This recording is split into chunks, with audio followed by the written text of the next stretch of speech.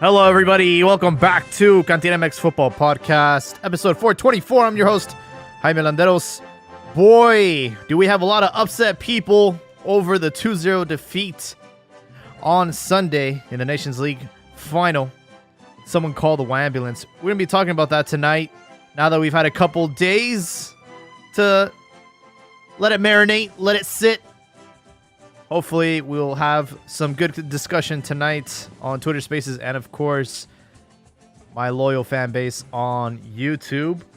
But really, the show tonight is mainly going to be about the Nations League final and how Mexico have, again, disappointed everybody in another crushing defeat to the United States. We also have some Champions Cup predictions and head-to-head starting next week. And of course, Liga MX is back on the weekend, so thank God for that. And of course, in a time of crises, there's already rumors about potential coaches replacing Jimmy and some players being called up to the national team. Oh boy, what a crisis for Mexico. I do have FC Gorditos joining us.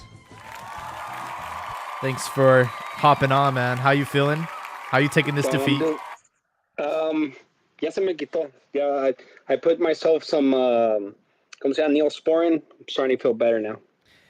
Yeah, look, I apologize. We didn't have a platform to capture those tears in 4K on Sunday night, but I didn't want to fuck up my Sunday night listening to everyone crying about this result and, screaming Chicken Little and how we need to delete the country and move it to Conmebol. I think everyone just needed to sleep on it. And I thought things would be back to normal by Monday, but no. All we get is some more pendejadas talking about convincing Fidalgo to join the national team. Are you serious? That's bullshit. Dude, and the funny part is he already said he is not going to play for the Mexican national team. It's been like many interviews que dice, no voy a ir, estoy planeando irme a regresarme a España, blah, blah, blah, all that bullshit. Yeah, I mean, this is incredible, really. Like, the fact that this is the answer to Mexico's problems. A Spaniard who didn't even make his professional debut until he came to America. So it's like, come on, dude. Like, this guy's not the answer. Exactly. He's not. And it's funny how we're, not us, but they're trying to find a scapegoat. I don't know if you saw that tweet from, I can't remember who it was, but there was like a TUDN comparison with when Mexico's winning or they won a couple of games, they show Henry Martin celebrating this and that, and then they show 3 pictures of Mexico losing, and you see Santi Jimenez up in front. This is the guy. This is because of him we're losing. We can't win. He can't score. Blah blah blah blah blah. The same rhetoric. It's an interesting tweet that I saw. It's like all the I guess propaganda when Mexico wins is Henry Martin's front and center, and then all the L's that Mexico has had. It's Santi Jimenez right there on the cover. So.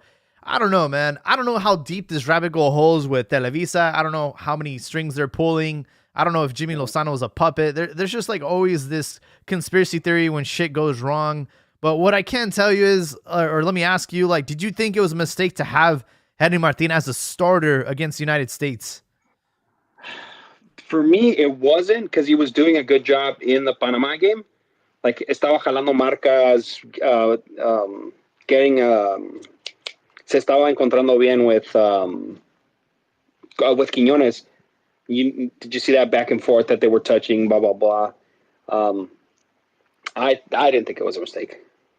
Yeah, I don't know. I think a lot of people are frustrated, especially after the comments post-game about how, Jimmy says, hey, we don't have enough players in Europe, and that's why they are superior to us. And him, kind of contradicting himself because he left, Santi on the bench for the most part in favor of Henry Martin. So it's like, why would you say that and then do this? It makes no sense. Exactly. And I don't understand why it needs to be one or the other. Why can't they both be playing at the same time? Maybe change up the formation a little bit. You know what I heard? Tactical wise, that our team, like our players, are not suited for that 4-3-3 formation. That we should change our tactics to what fits the Mexican playing style. Yeah. You know, like a four. What's that? Was it a 4-2-3-1 formation? Yeah. One that we used to use it a lot, and I think it might be that one. I remember I can't the remember. La Volpissimo era, and it was a 5-3-2, I think, and that was pretty iconic for a while. Um, and that was when we had players on the wings or Mhm. fullbacks that were like Speedy Gonzalez, like Salcido and stuff, and Yeah, it yeah, worked out. Osorio too was a very good fullback that would push up the field. And yeah, I mean, I think we just have to I mean, that was the reason why they criticized Tata, right? He was very strict on using a 4-3-3, but he didn't have the players to exactly. support that formation. And I don't know, man. I honestly felt like we were in a twilight zone. I was enjoying Jamaica eliminate USA. I was like, oh, this game's over. I can't believe they're going to lose. And, as soon as I saw that corner kick, I'm like, these fuckers are going to score. Like, it's going to be like, that's just like what happens with these like weird, stupid plays at the very end of the game. And there you go, corner kick, own goal. USA ties it, and then the game was over after that. Another own goal ends up winning the game. And Yeah, yeah. yeah. It was funny because it reminded me of those NFL memes where they cut into this ref checking the script and saying, "Oh, they have to lose." So they point at the player, and then the player does, the thing that has to be done to get the other team across. That's how I felt when I saw that corner kick, own goal. I was like, here we go again. Yeah. Yeah. I remember a very similar sentiment in the 2018 World Cup where Mexico had won like both of their first games, and then Germany was on the brink of like losing a game. And Mm-hmm. then on the last play, I think like Mueller scored like a free kick goal, and that really like changed everything for Mexico because they went from automatically qualifying to the next round to going to the third game, not knowing if they had secured a pass to the round of 16. It's just like one of those weird freak moments that like everything changes. Um, but I want to be very clear with like all those USA fans, like y'all beat us fair and square, no excuses. They were definitely the superior team on Sunday. And like I don't want to hear like other people say otherwise. Like it was a very clear they owned the game from start to finish. I don't know, Mexico never got started. But I also want to let them know like this is not how do I say this? It's like in the grand scheme of things, like they're still not better than Mexico. Like we're still the Gold Cup champions.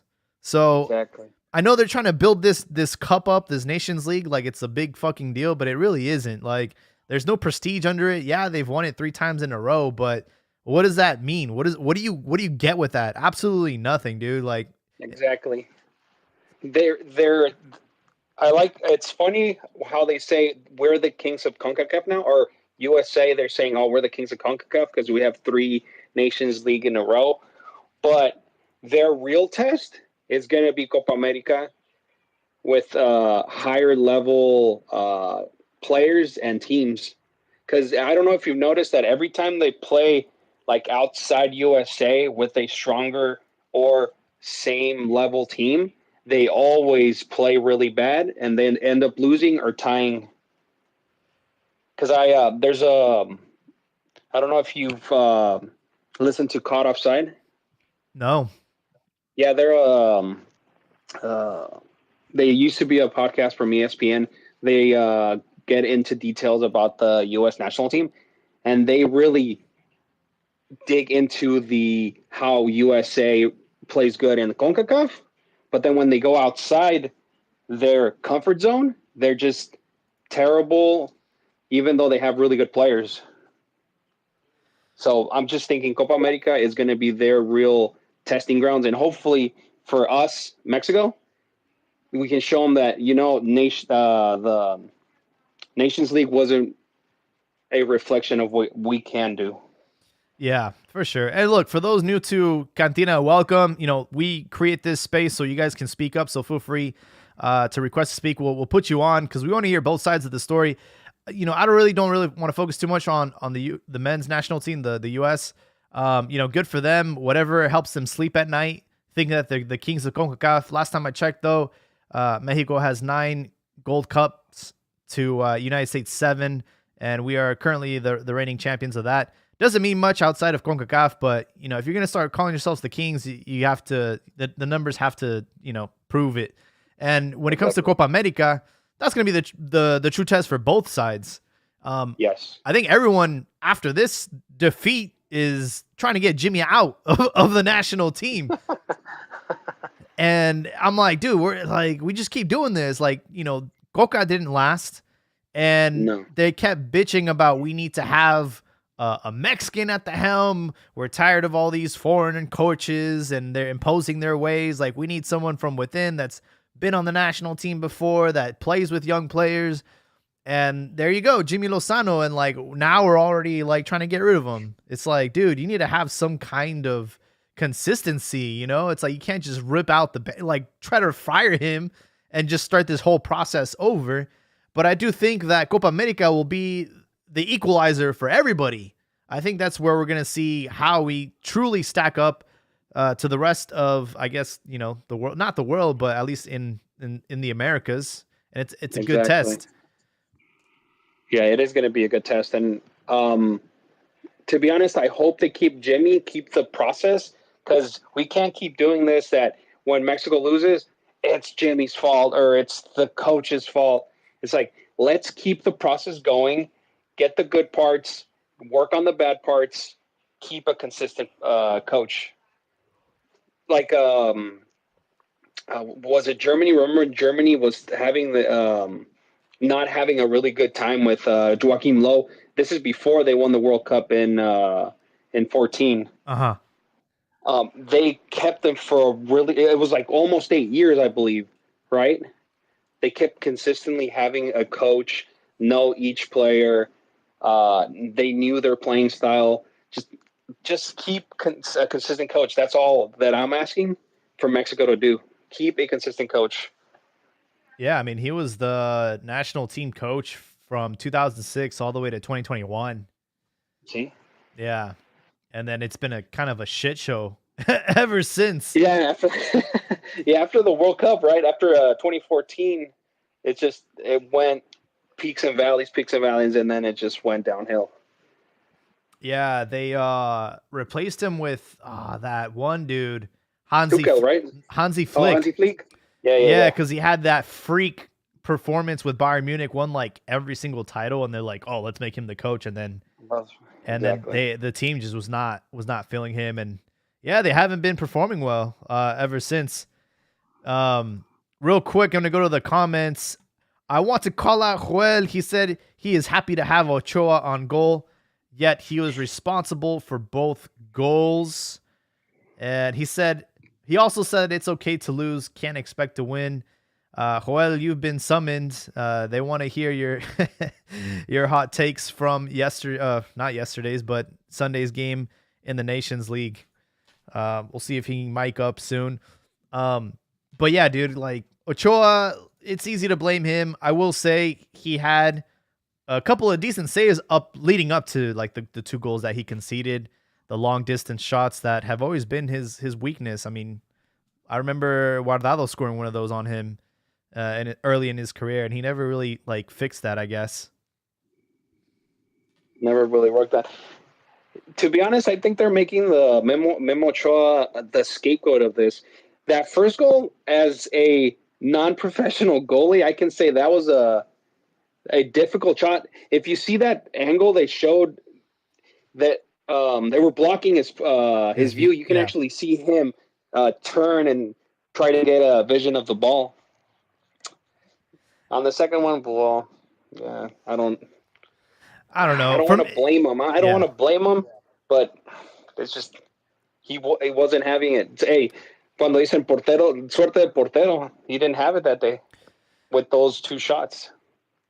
It's just the toughest position. I think Ochoa is not the problem. I don't think if you would have put Malagon in there, we would have had different results. It probably would have ended up still. We would have still ended up conceding one way or another. And I don't think Yeah, Malagon is the answer. I think like in these like games, you're gonna have to go with your gut, and unfortunately, like that's still like Guillermo Ochoa. Um, I think I would like to see Malagon get some action in some of these games, but I mean, if had he benched Ochoa, that's all we would have heard about after the game exactly. if they would have lost. So it's like Yeah, damned if you do, exactly. damned if you don't. I don't think Ochoa's the Yeah, problem. it And was it was a it was a lose lose for Jimmy in that position. There was a lose lose. It's like you put him. Why'd you put him? You don't put him. Why didn't you put him? You know. yeah, the other thing about Jimmy Lozano saying that we don't have enough players in Europe, and that's one of the issues with Mexico is like USA's got all their players in Europe, and Mexico doesn't, and that is why like we keep losing to them. I don't know, man. I kind of call bullshit on that too. Yes, I agree with you. I was Mario Carrillo was saying in 1998 there was only one, not 1998. Well, in 98 they didn't have players in Europe and they were playing really good soccer. Yeah, and Aspe said the same thing. He's like, dude, when we went to two finals in Copa America, we had maybe one player. Like in '93, I don't think they had anybody. I think maybe they had one player in Europe, and then in Yeah, 2001, again, like same issue. Like they didn't have anybody in Europe really, and we were still able to go toe to toe with these like great teams and great in and perform well in these tournaments. So it's like I don't buy that. Um, yeah, I don't think that's like the right response to why they lost on Sunday. exactly. Let me see. I'm trying to see a message that my brother sent. So I'm going to read this message that my brother sent me. He Sure. said, "We just don't have the team to compete with US anymore. Player by player, they are better than us. Name 5 players de Mexico que digas que son buenos. Back then teníamos Chicharito, Gio, Vela, Andrés Guardado, Héctor Herrera, Rafa Márquez, Héctor Moreno. Ahora Antuna, que es una versión de Dam, Henry Martin, que no sirve para nada, antes ni chance de que fuera la selección. Chucky quiere hacer todo, solo puede, no es gambetero." What do you think about that? I mean, I think that was one of the biggest issues I had 2 years ago looking at that World Cup roster. We were the second oldest team. Yep. And you look at the states; they fielded a much younger team that might not have been ready for a World Cup, but they were preparing them for what's next. And now you're starting to see the fruits of their labor, right? So I think the problem with Mexico is that they've really relied on these guys for the last 10 years, but they haven't done the correct infrastructure to replace them with the next generation. Generational change. Yep, Yeah, generational change. I can hear Joel washing dishes right now, so Ah, that must mean he's gentlemen, on. no, I'm back. I'm back. I believe the quote said earlier is "Portero sin suerte no es portero." Eso mero, there you Yeah, I go. completely agree with that take. You do need some luck. I saw the comment. Yeah, I still trust Ochoa. He's bound to have any player is bound to have a bad day and shit the bed. But I do feel there's been a massive campaign against him, just attacking him. It doesn't make sense. He's doing everything that we expect of Mexican players of going abroad, of taking the pay cut, of sacrificing this and that, and then at the same time attacking him because he's with the national team. It kind of doesn't make sense. And when the media's attacking him, I saw Alvaro Morales, ESPN, going at him pretty hard. And like at that point, it's like to me, it's like almost done like on purpose. Uh, and I think there's that hate. I must say, him going for that sixth World Cup. He gets that. He's pretty set.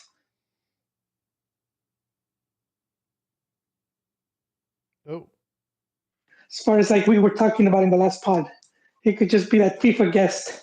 Like, you know what I mean? Every time there's these big events, like they're gonna do a draw, and it doesn't matter what draw at this point, and they always have all these like FIFA celebrities. and he's gonna be right there. They're gonna pay him just to, and it'll say 6-time World Cup player. Yeah, I've said it time and time again. It's like you don't blame Ochoa. You blame everybody else for not knocking him off his porch. Like, come on, dude. Like, it's not his fault he's in Europe competing. Like, it's not his fault, dude. It's everybody else's fault that hasn't tried to, like, really step up and dominate him. And, I mean, that's where we are right now. Real quick, Joel, I'm going to go to the comments because there's a lot of comments on YouTube. Disco Fever says, stop making excuses. Dude is 40. Retire already. Jimmy needs to step down. He is way over his head. El Don Pepe says, is Malagón the solution? I agree. It's time to usher him out the starting spot. And does Mexico have a talent problem? Are they just not producing enough talent anymore? I would say not enough talent. And we've been saying this for years now. And of course, it goes back to the league. The league.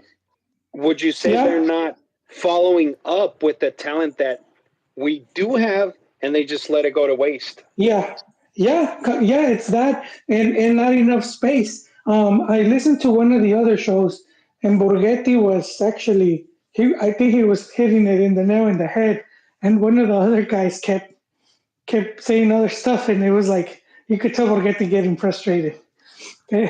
I don't know who the other guy was. And Borghetti played, but Borghetti was making this. It's one thing we've talked about here before about how at the under 17 level the Mex players do well. We even played a clip where they're talking about how they beat Argentina, they beat Germany, then they go back home and then they just get erased. And that's kind of what, and that's what the Borga was saying. Like, you know, there's no continuation for these players, to help them grow and develop. And I think that's kind of what happened in Liga MX when they go from 4 foreigners to 8. And so, I mean, once all the teams pretty much took those spots, they said, okay, well, we'll use 8. Right? It's not like it was, I mean, it's optional, but they said, we'll just do all 8. And so at that point, that's a bunch of players that they were like Mexican spots, they all kind of went away. Like, where are they? They just disappeared overnight. And so that to me has created the problem with not enough talent, and not enough talent to challenge. To challenge is the other thing we've even said on the pod for years. You're going to have about, in a World Cup cycle of the 4 years, which is the 4 years, you're going to see about 80 players go to the national team.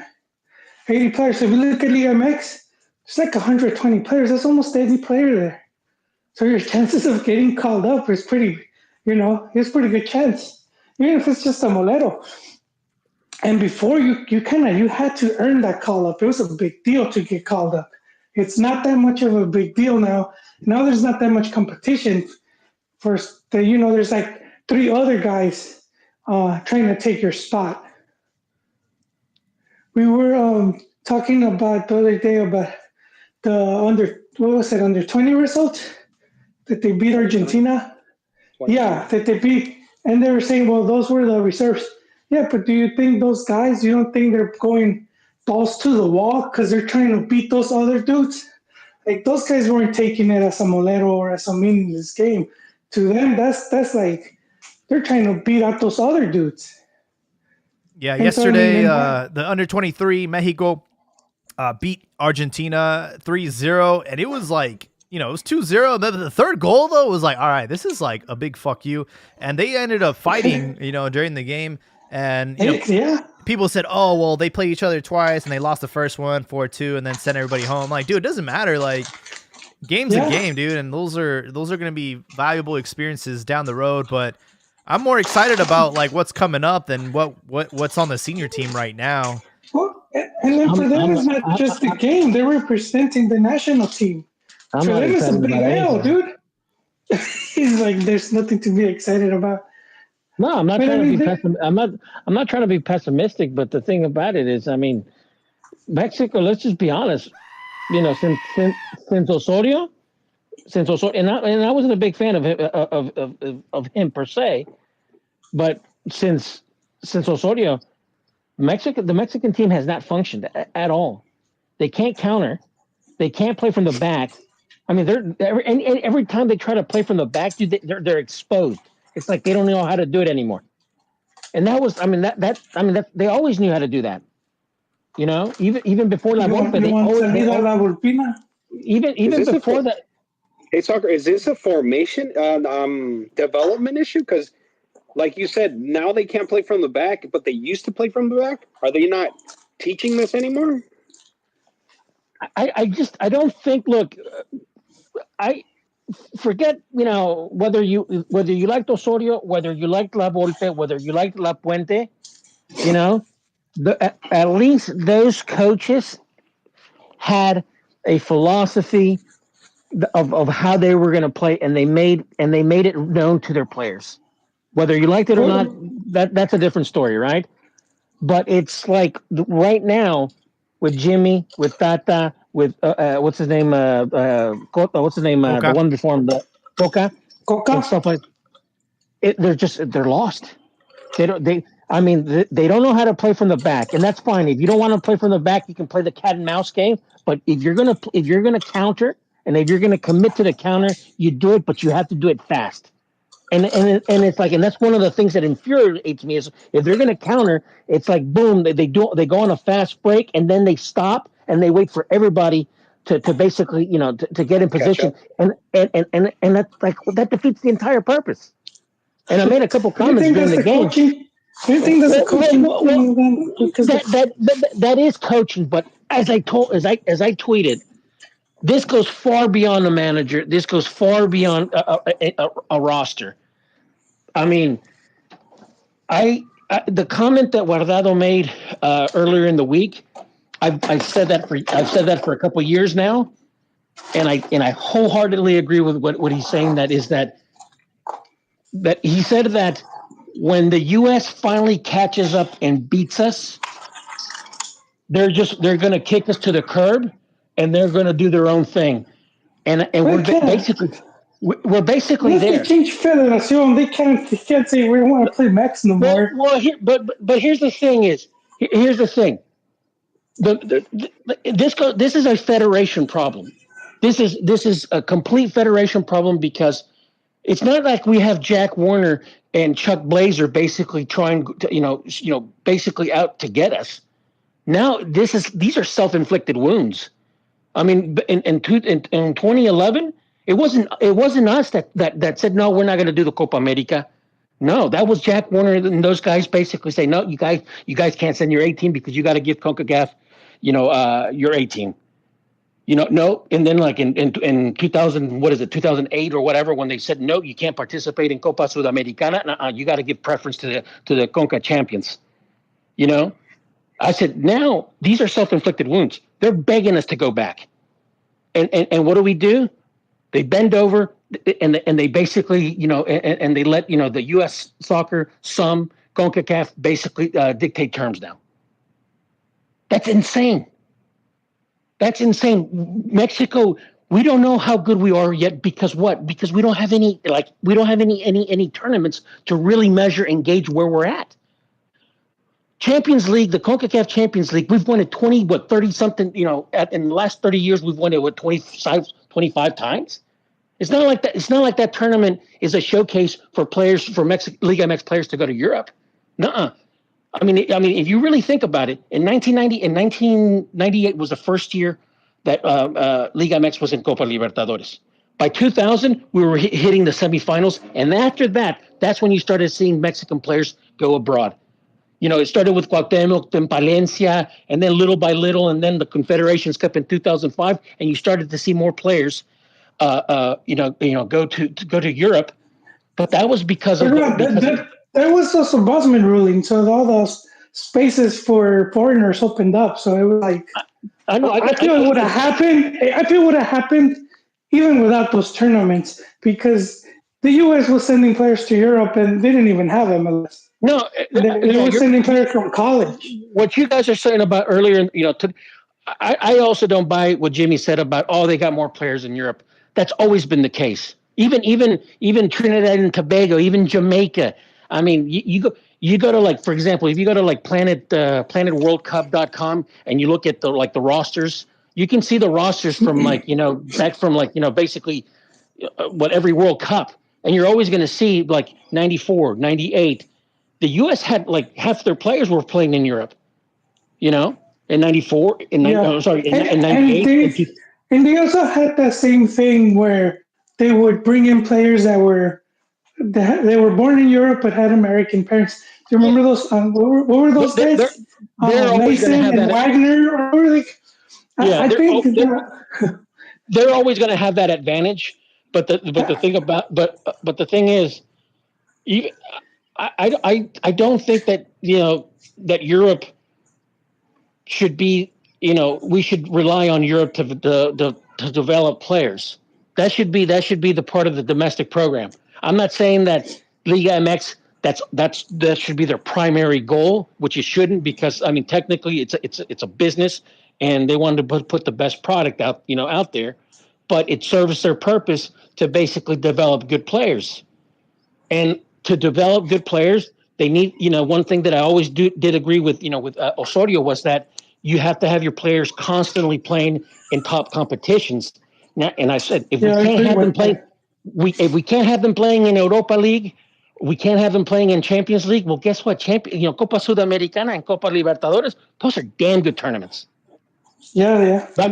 I've always said that was like the equivalent of like, of like, the March Madness. Those are those type of players, that are like, in college, but they're elite and they're about to make it to the big time. The NBA, and like, you know this, Holy. Remember, like in the early late '90s and stuff like that, watching Copa Libertadores. I mean, we were seeing Saviola. I mean, we were seeing Riquelme. We were seeing these guys when they were basically 20, 21 years old. I mean, these guys were The amazing. Colombian guy. Yeah, Colombian guy. What's his name? They went to Real Madrid. what's his name? James Rodriguez. Are you talking about him? It's that one match River Plate versus America, and River Plate had some of those. I don't know if that's the same. I don't know if that's the same, but it was insane if you look at some of the players they had on the field. Yeah. And you had Mexican teams beating those players, and now when you're facing the national team, people act like, oh, they can't. They act like the Mex player is gonna get their asses handed to them just because this guy wears that shirt. Reminds me of "Catch Me You Can," the quote about the pinstripes. He's like, they're too busy looking at the pinstripes. So that to me is, like I said, these are self-inflicted wounds. Coca.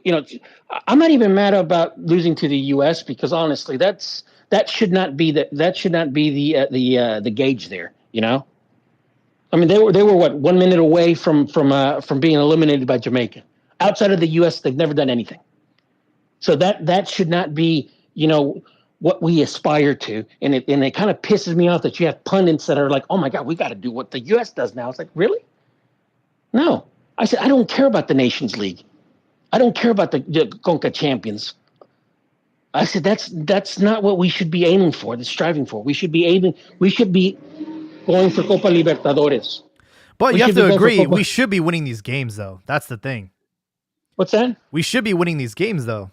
Regardless of, like, these aren't the most prestigious tournaments, but, like, we should still be beating them. I think that's the point. But I agree, we should be, like, thinking bigger than that. Everything is in their favor. Everything is in their favor. We've basically conceded the South American tournaments to basically prop them up. It only serves them. It only serves basically the Costa Rican teams and MLS teams. Liga MX doesn't gain anything from winning another CONCACAF champions. It doesn't. It doesn't give them any more prestige. Yeah. The Nations League doesn't give Mexico any prestige. It's one of those things where if you win it, it's like damn if you do, damn if you don't. Because we've seen how that happens with the Gold Cup. If you win it, it's the U.S. If you lose it, fucking idiots. You guys, you lost to the U.S. Yeah, for sure. I'd rather lose the finals in Copa America than win a Gold Cup.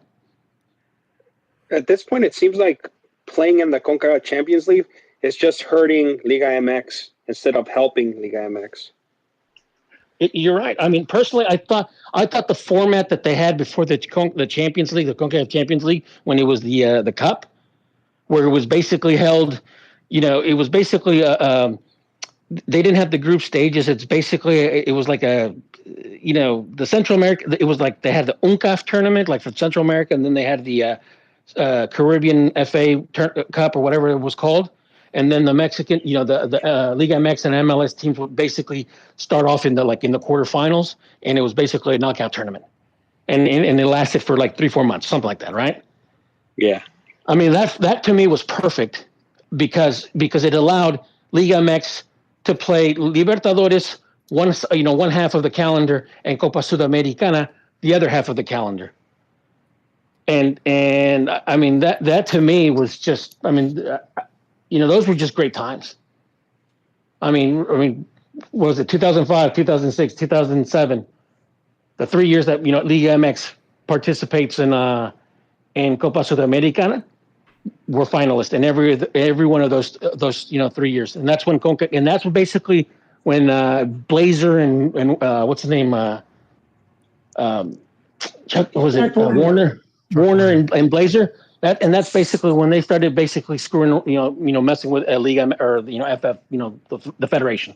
Oh yeah, they were revamping their own tournaments, so they just didn't want Mex sending B teams and kind of taking some prestige away because they're obviously betting on Mexico.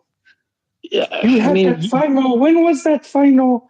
I think it was a Gold Cup final, and it was like empty. It was like Canada versus Colombia.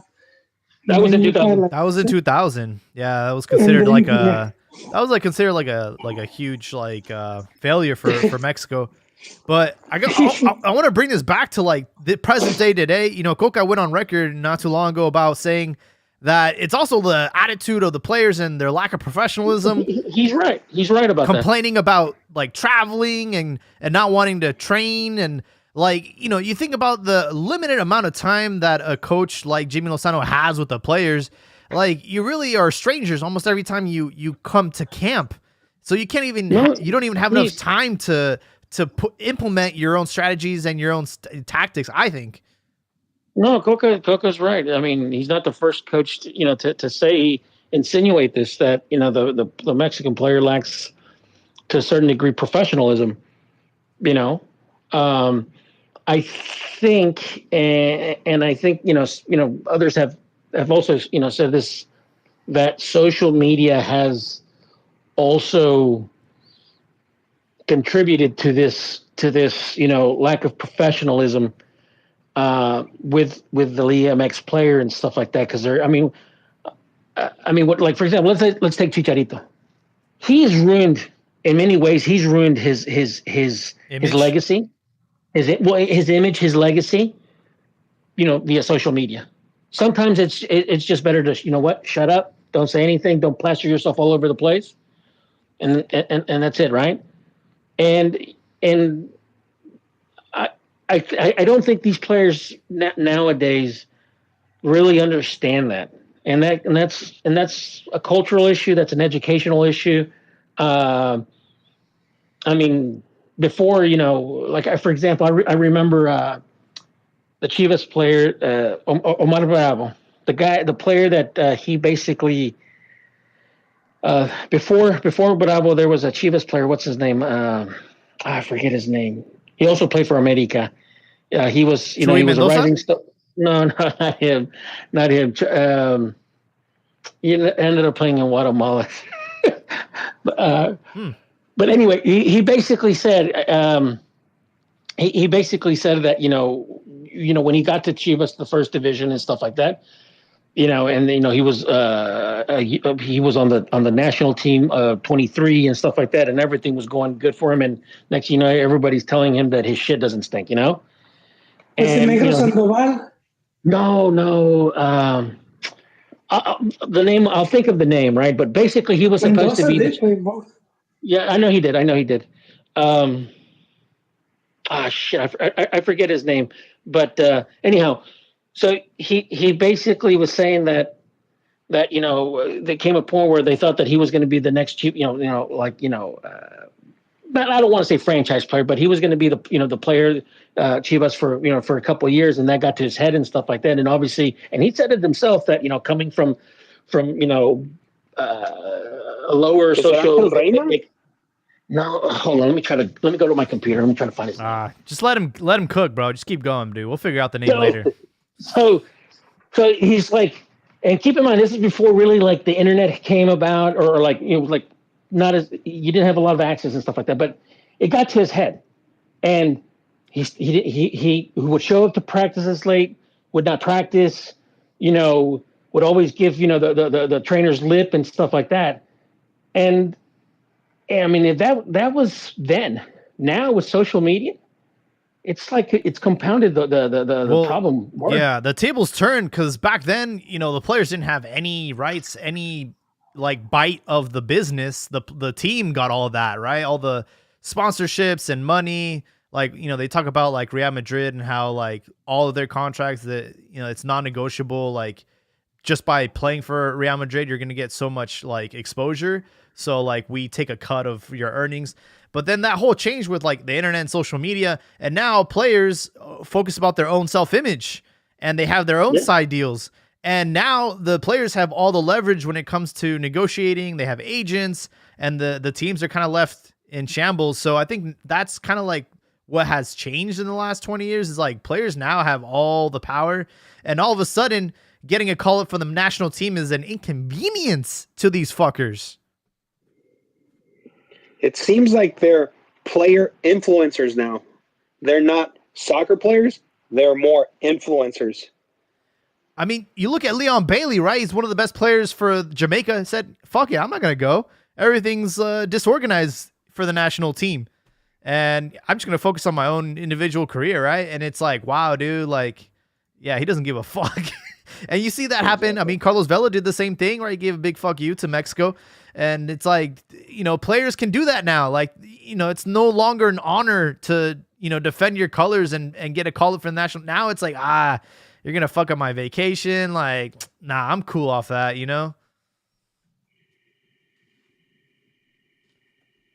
Real quick, I'm going to go to the comments on YouTube. Disco Fevers gives a very good point. He says, the reason why no one has ever played a 6th World Cup is because nobody should ever play a 6th World Cup. We also have Isa Tigrita joining us on YouTube. Welcome to the show. We have a lot more comments. I asked them if it's time to dump Jimmy Lozano. El Don Pepe says, no, it shows instability. It says, keep Jimmy and get to work, or else everything else will stay the same. But Disco Fever says, throw the bag to Uruguay and buy out Marcelo Biesla's contract. There's one that's interesting. Jose Mourinho is without a team, and he has expressed interest in coaching eventually in the Americas. What are the odds of him coming to save the national team? Would you guys want Jose Mourinho? I was hearing Carrillo, and he, in one of the shows, he's on one of the ESPNs, I don't know which one, but he went hard on Jimmy. But I agree with what he was saying, where he was talking about you really can't use that excuse of because they have better players and the team didn't put a better challenge, because he's saying Mex has played teams that are historically and even currently way stronger and beaten them. And you go on to mention France and Germany and Brazil, and he's right about that. I do think tactically Jim got it wrong, and Mex ended up looking worse, because I don't really see this U.S. national team, as talented as they are, I don't see them as being that strong. At the World Cup, they only had one win. 1-0 versus Iran. That's it. That's all they did. And they really haven't done anything. They've been winning, but all home games. Their record on the road is pretty questionable. So just because they have players like in Juventus, Milan, and such, and everyone's like just seems they're more impressed with that. They're impressed with the shirt than how that team actually plays. Yeah, Alex Torres says Eduardo Isela, asking if that was the player you were thinking of. No, he was defender. Ron is saying an attacker. But did he sell up? Did he sell No, up play in it was America? not. It was not. It was not Eduardo Isella. This But was. did he This play was. at America? I don't remember him playing at America. He. La Puente, if I'm not mistaken, brought him on, but he never. I think he may have played maybe 1 or 2 matches, but he didn't do much. I'm And really then like, obscure here. let me look for it. I forget his name. Let me. In fact, I remember seeing an interview with him on YouTube a couple years back. I'll find it again. Hold on. Another rumor about potential coaches: Javier Aguirre coming in, break in case of an emergency for a third round, dude. I don't think that's a legit rumor. That was just something the media started throwing around. I don't buy that one. He's just too happy at Mallorca. At Mallorca, yeah, he's not coming. They had to beg him and just drive a truckload of money, which I think something might happen eventually. I do think there will be pressure from like the sponsors and whatnot if Mexico's looking ass, just because it is, it's a product, it's a business. Yeah, I'm not sure, guys. I would love Jose Mourinho to come to Mexico. I think he would fit really well, and he's like exactly the type of like personality that we need. Whether it's for, do you think the fans would hate his tactics? Whether it's very defensive. I would say whether it's a Liga MX team or the national team, I think Jose, like if he comes, dude, like everybody will fall in line. Like he's one of those coaches that like he has prestige. He has prestige. A special one. Yeah. Yeah. I don't know, man. We've had these Euro coaches come and then they seem to underestimate the region rivals. I mean, I think Sven-Goran Eriksson's a terrible example. But at that time, he was highly rated. Yeah, but I mean, I don't think he was like the right example. Like, it'd be interesting to see Jose in Mexico, but I don't know. I figured he'd coach. Did Sven-Goran Eriksson, did he speak Spanish? Nope. No, there's a language barrier right there. Did his double speak it? He had a double that was. I think he did. Eriksson, he had like a double that was having a lot of fun. Oh, he had a. It was a guy that looked just like him who would show up in places with 2 girls. Yeah, it was his stunt double, and he had a career in Europe like fooling people, and then when he came to Mexico, people didn't know that it was like not him. He like rolled up with like 2 bitches on his side. And I think he went to like he went to the stadium for Pumas, and Tuca I think was coaching there at the time. He was like, "Oh, he's coming to see my players," and then he found out it was like it was not even the real guy.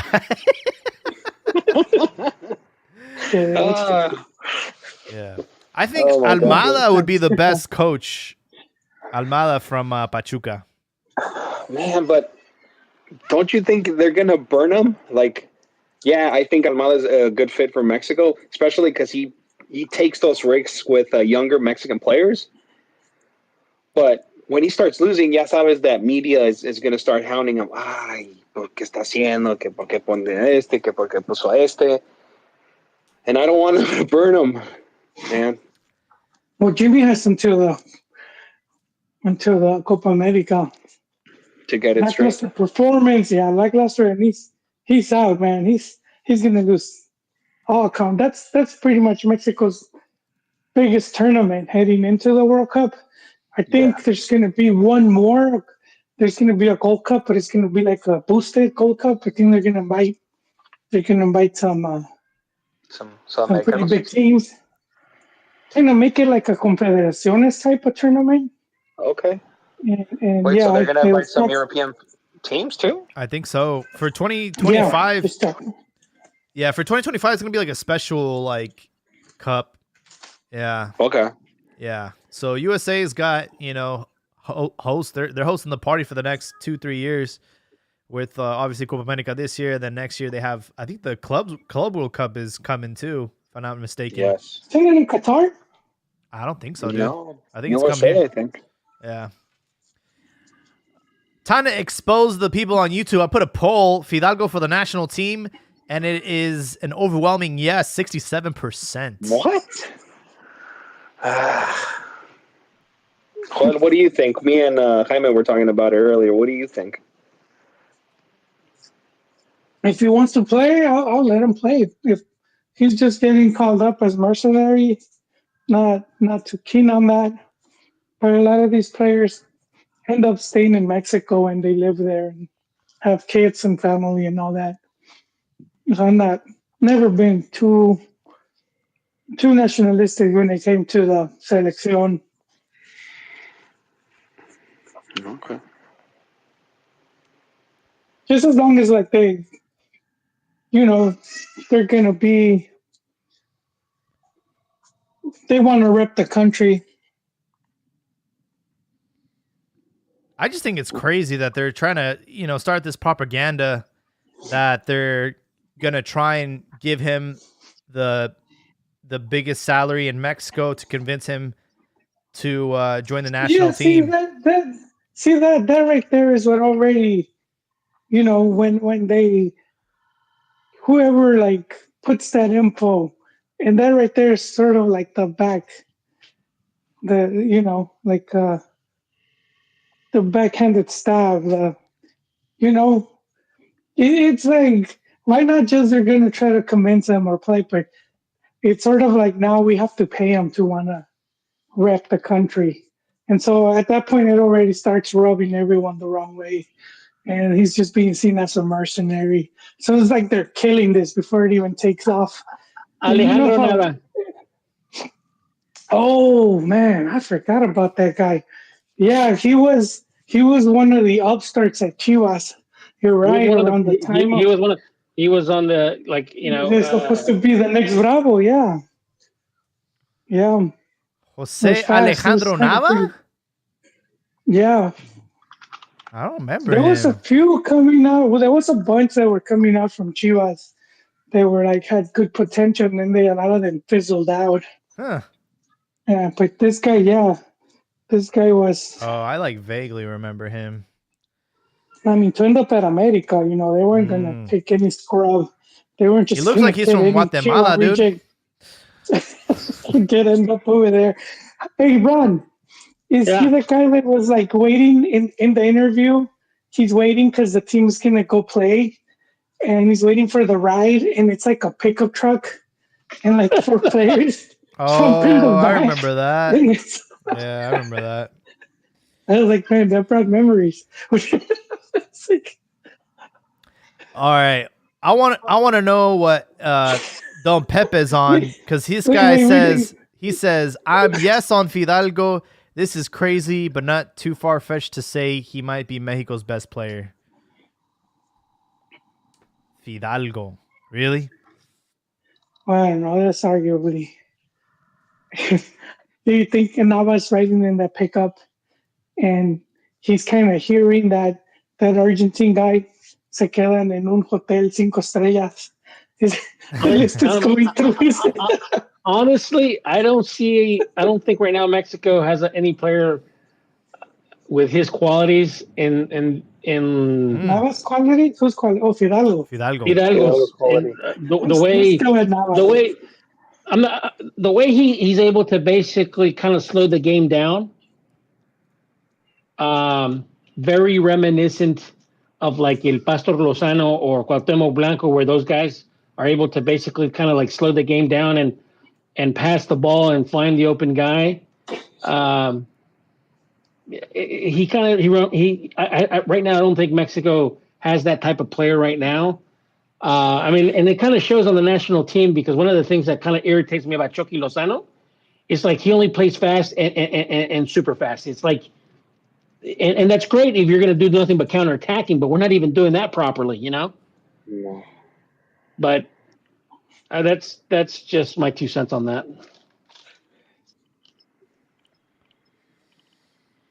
But we're in for a world of hurt, gentlemen. Pain. Pain run.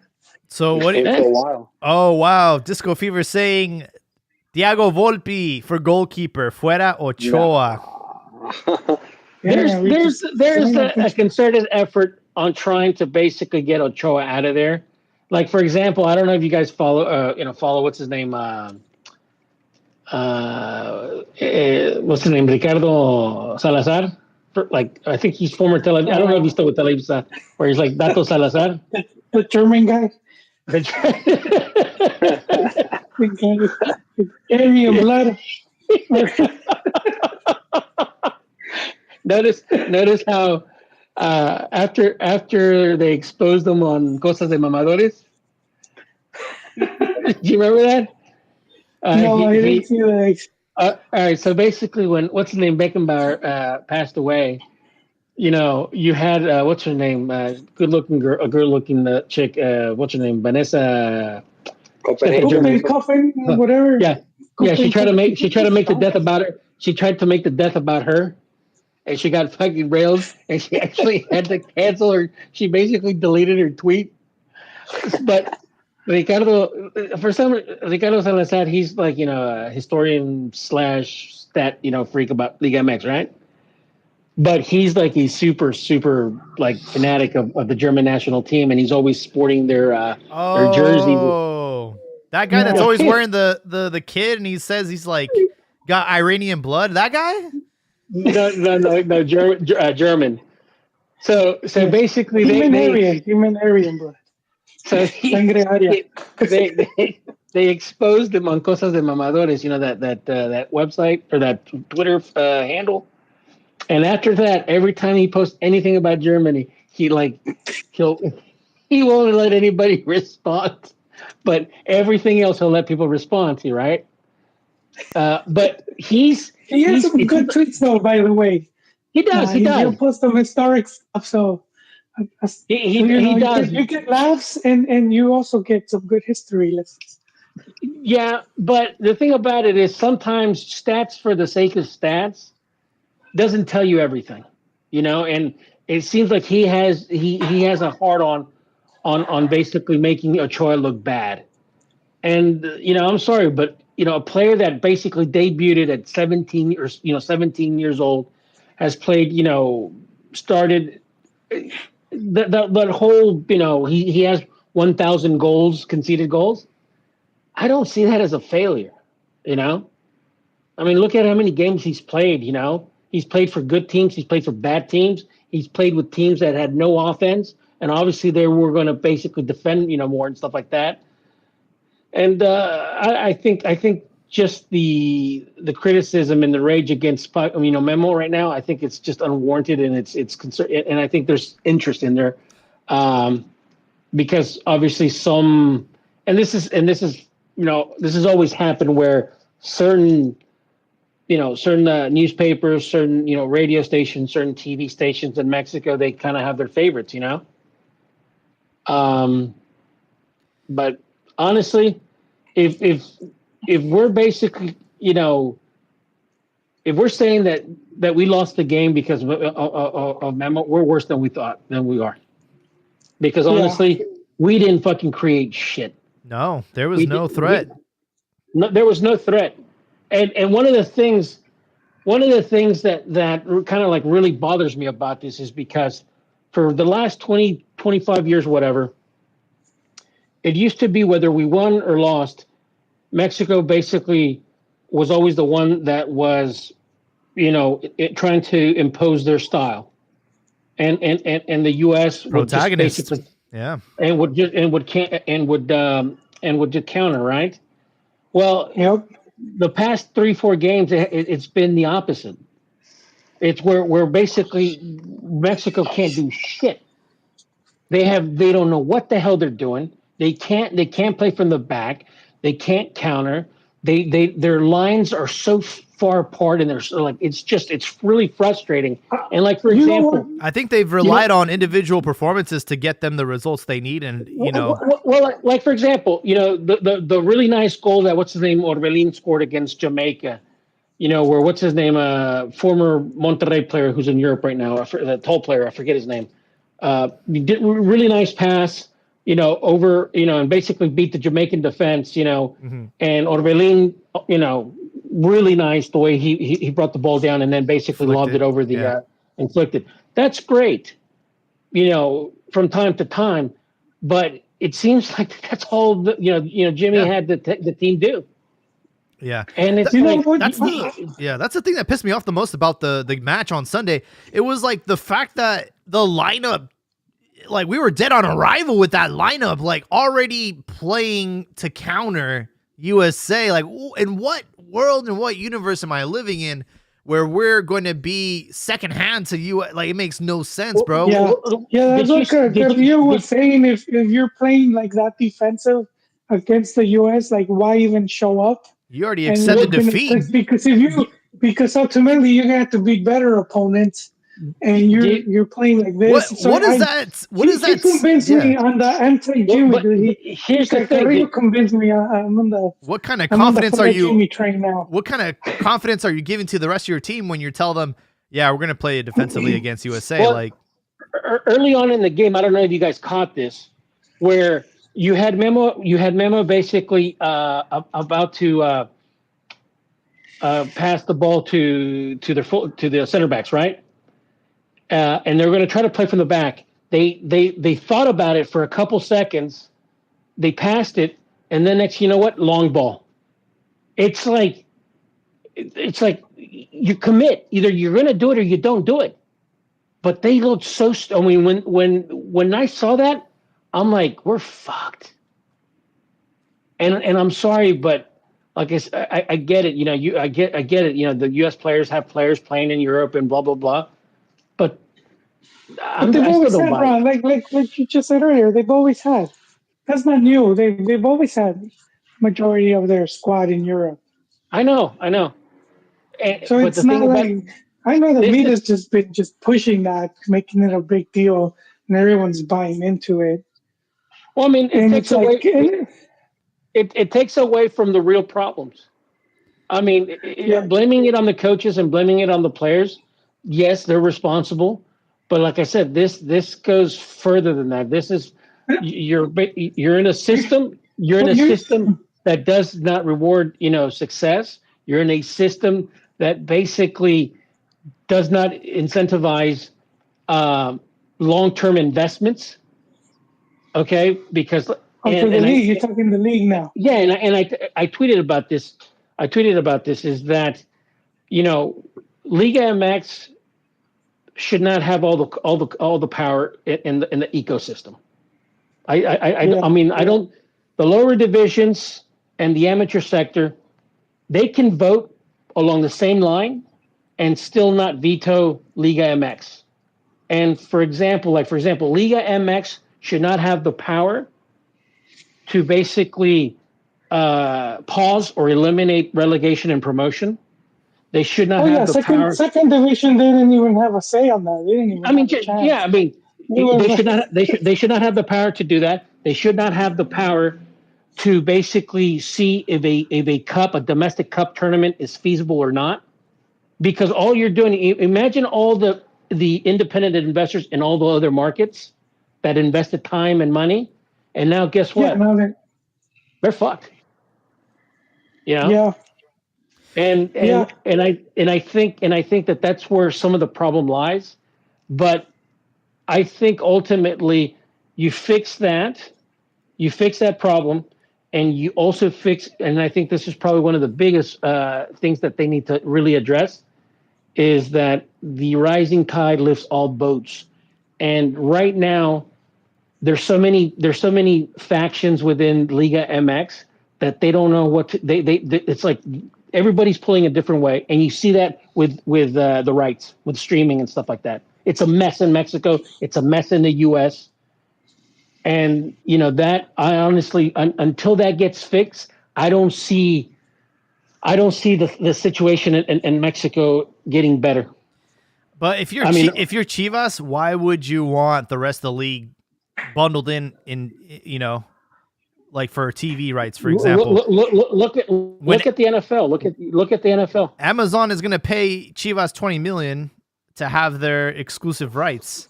The thing about it is everybody's pulling their own way, and you're seeing the problems. And again, we saw the TV wars in the early '90s. Those wars got pretty intense. I mean, where you even had people going to jail. You remember that? Where Televisa sent the people. What's his name? What is it? The guy from Puebla or the guy from Atlante to jail? They took the Mexican national team. Yeah, they took the Mexican national team away from the Azteca Stadium and played it over there in Azulgrana and whatever. So I mean, these were fights between basically. Just real quick, Mauder and the guy from Atlas. His name starts with an I. I forgot. He was the president of Atlas, but Mauder was, I believe, vice president. But they take over FMF, and they just hand over the TV rights to TV Azteca. Yeah. And so there, man, they pissed off. I don't know how they did it, but they end up jailing Mauder. And we kind of see a repeat of that recently when they were going to take away the contracts. And then you saw the Pachuca gate and all that popping up. Yeah, you did. And props to Televisa for having having that dirt on them, But again, you're seeing those problems within the federation. That power struggle, that power control there.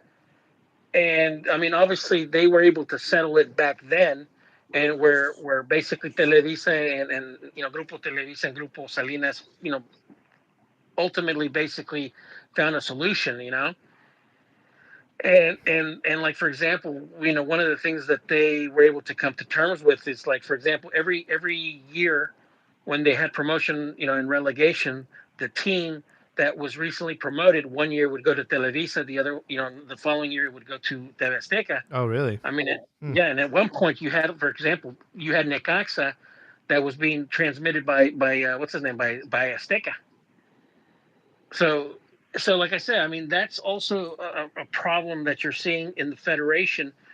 I mean, those are beefs that are, Liga MX related, that are carrying over into the federation and how they handle the comisión, the national team committee.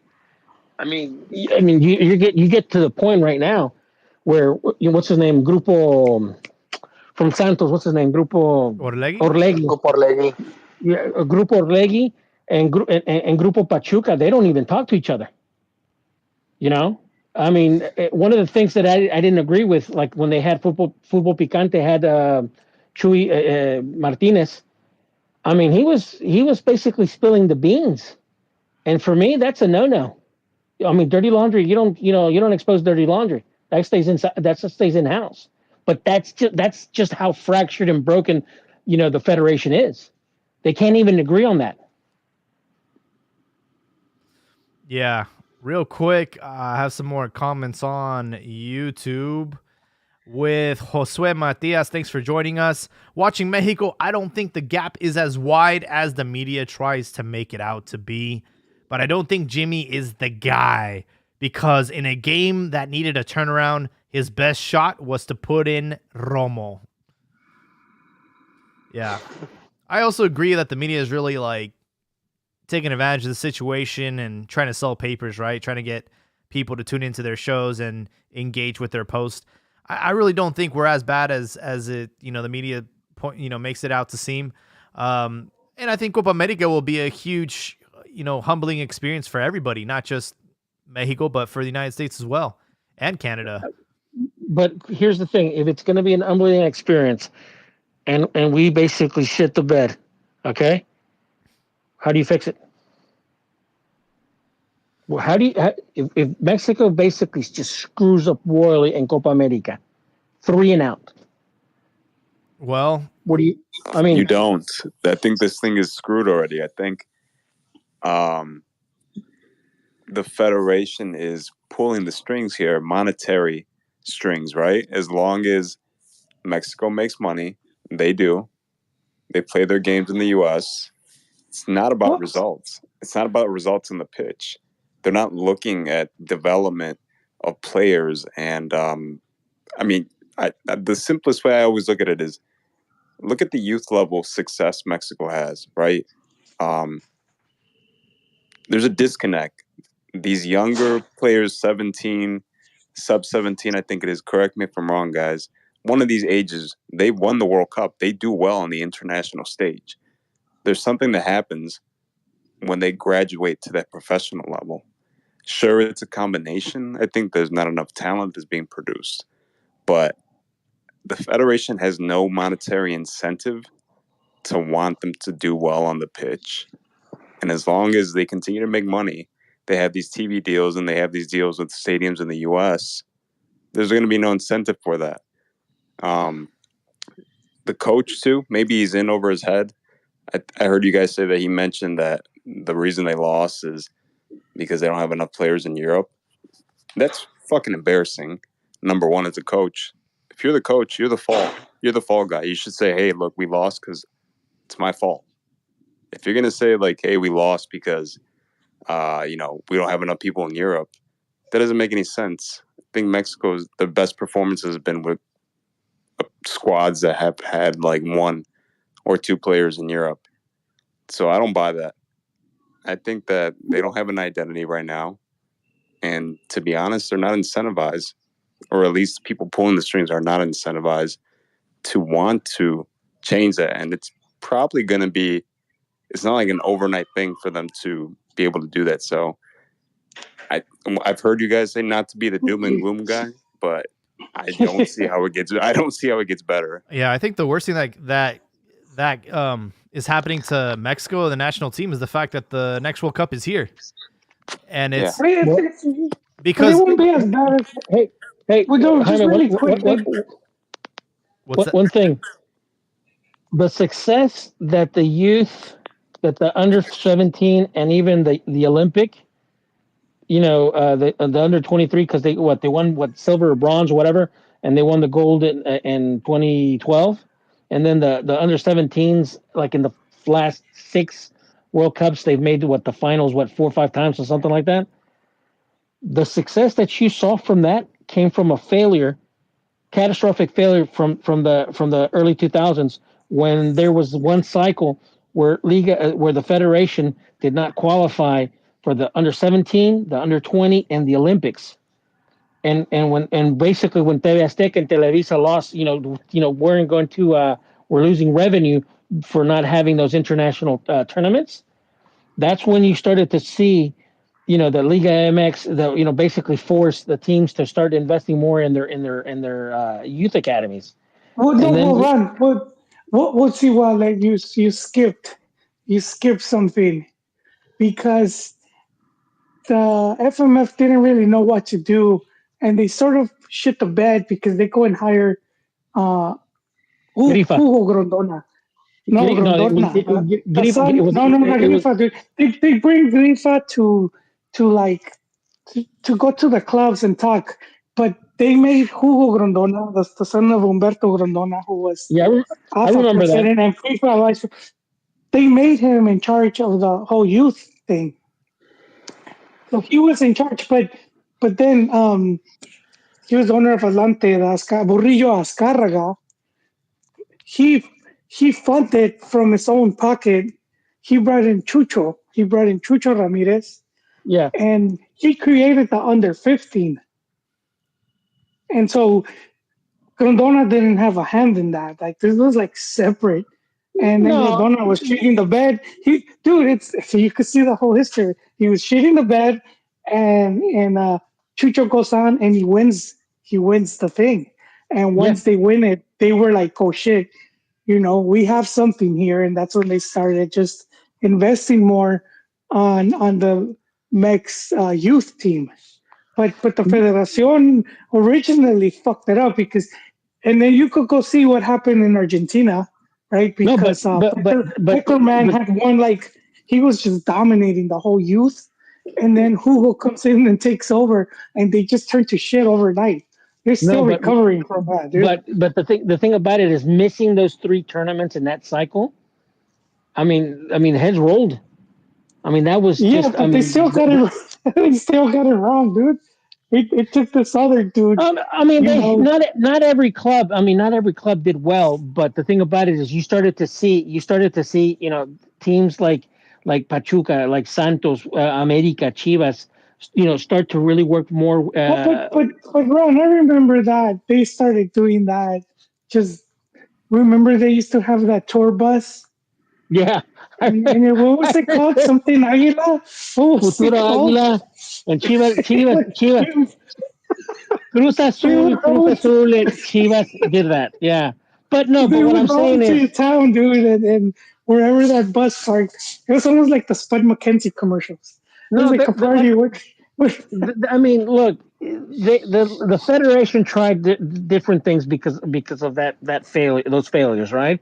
They tried to implement the Liga Universitaria to try to emulate something like the NCAA. It didn't really work, but they tried it, right? Not every club I that forgot that one. Yeah, so not every club that started working with the youth academies and stuff like that, were successful. Some programs were more successful than others because they already had an infrastructure. Some didn't, but you started to see the fruits relatively, within 3-4 years when they started to advance further in the youth tournaments, right? But as our guest said, that those there seems to be a problem transitioning from basically the U20 youth 23 into the professional first division uh, environment, and that's just a combination of many factors. The fact that there's too many players on the roster. Every just about every club is guilty of this. Where, like, Cruz Azul, America, Santos, they basically own like 20, 30, 40 people, players, and they're basically used as investments, as commodities, and obviously that basically hinders youth development, and it wasn't always like that. And I mean, personally, I thought the quality was more important than the quantity. I thought that Liga MX had better foreigners when they had the presidential decree of 4 players, 4 and 5 players. 4 players had to, what was it, in Mexico City? You couldn't suit up 5 players. It had to be 4 players, and then in the provinces you could have 5 players. I personally thought that Mexico had better foreigners uh, under that system. Yeah, you were Are you forced because are you the few referring to the players time you of? had, Are you referring to the time around Chelito Delgado and all those guys? even Yeah, further yeah. back to Cardoso and Oh, Cardoso. even further into the '90s. Okay. Ivan No, Basay, but Inaga. yeah, even before that, there was a time where there was only 3 foreigners, like in the late '70s and stuff like that. That That's that were kind of, if allowed you to. go to South America and like Brazil and Argentina, it's kind of like in Argentina, you could have like I think 4 or 5 foreigners, but only 3 can be in the field. You, Yeah, you and can't and have more than 3. So if you do a cambio of foreigners, usually it's you can't and bring in the fourth one. You'll have to take one of the other foreigners.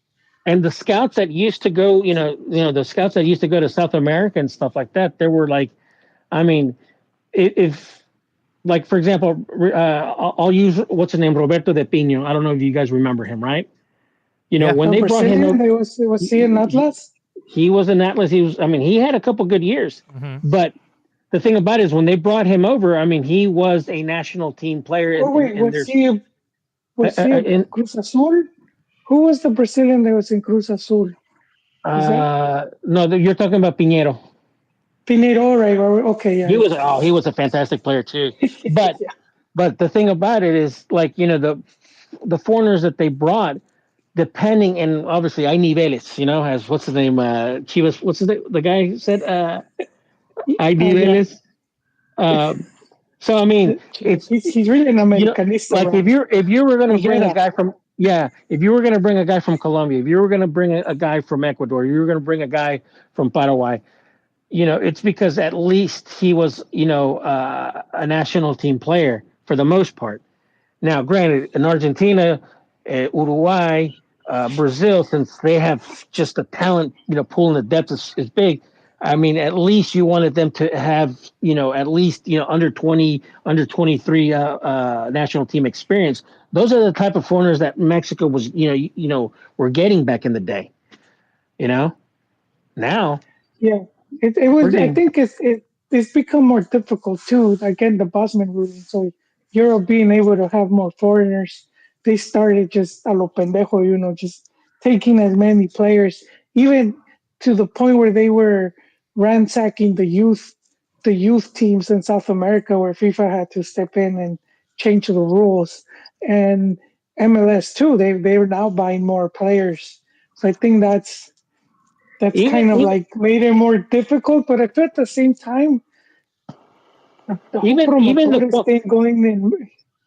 and even the With, coaches, that Liga MX used to bring, they were better quality. I mean, well, dude, they brought Alfio Basile, I mean, They had Peckerman you there you brought too, and you brought players, you brought coaches that had World Cup experience. You guys brought in what Pasarela, Neri Pumpido, coaches that basically had won World Cups or had played important matches and stuff like that, and that sort of experience helped the player.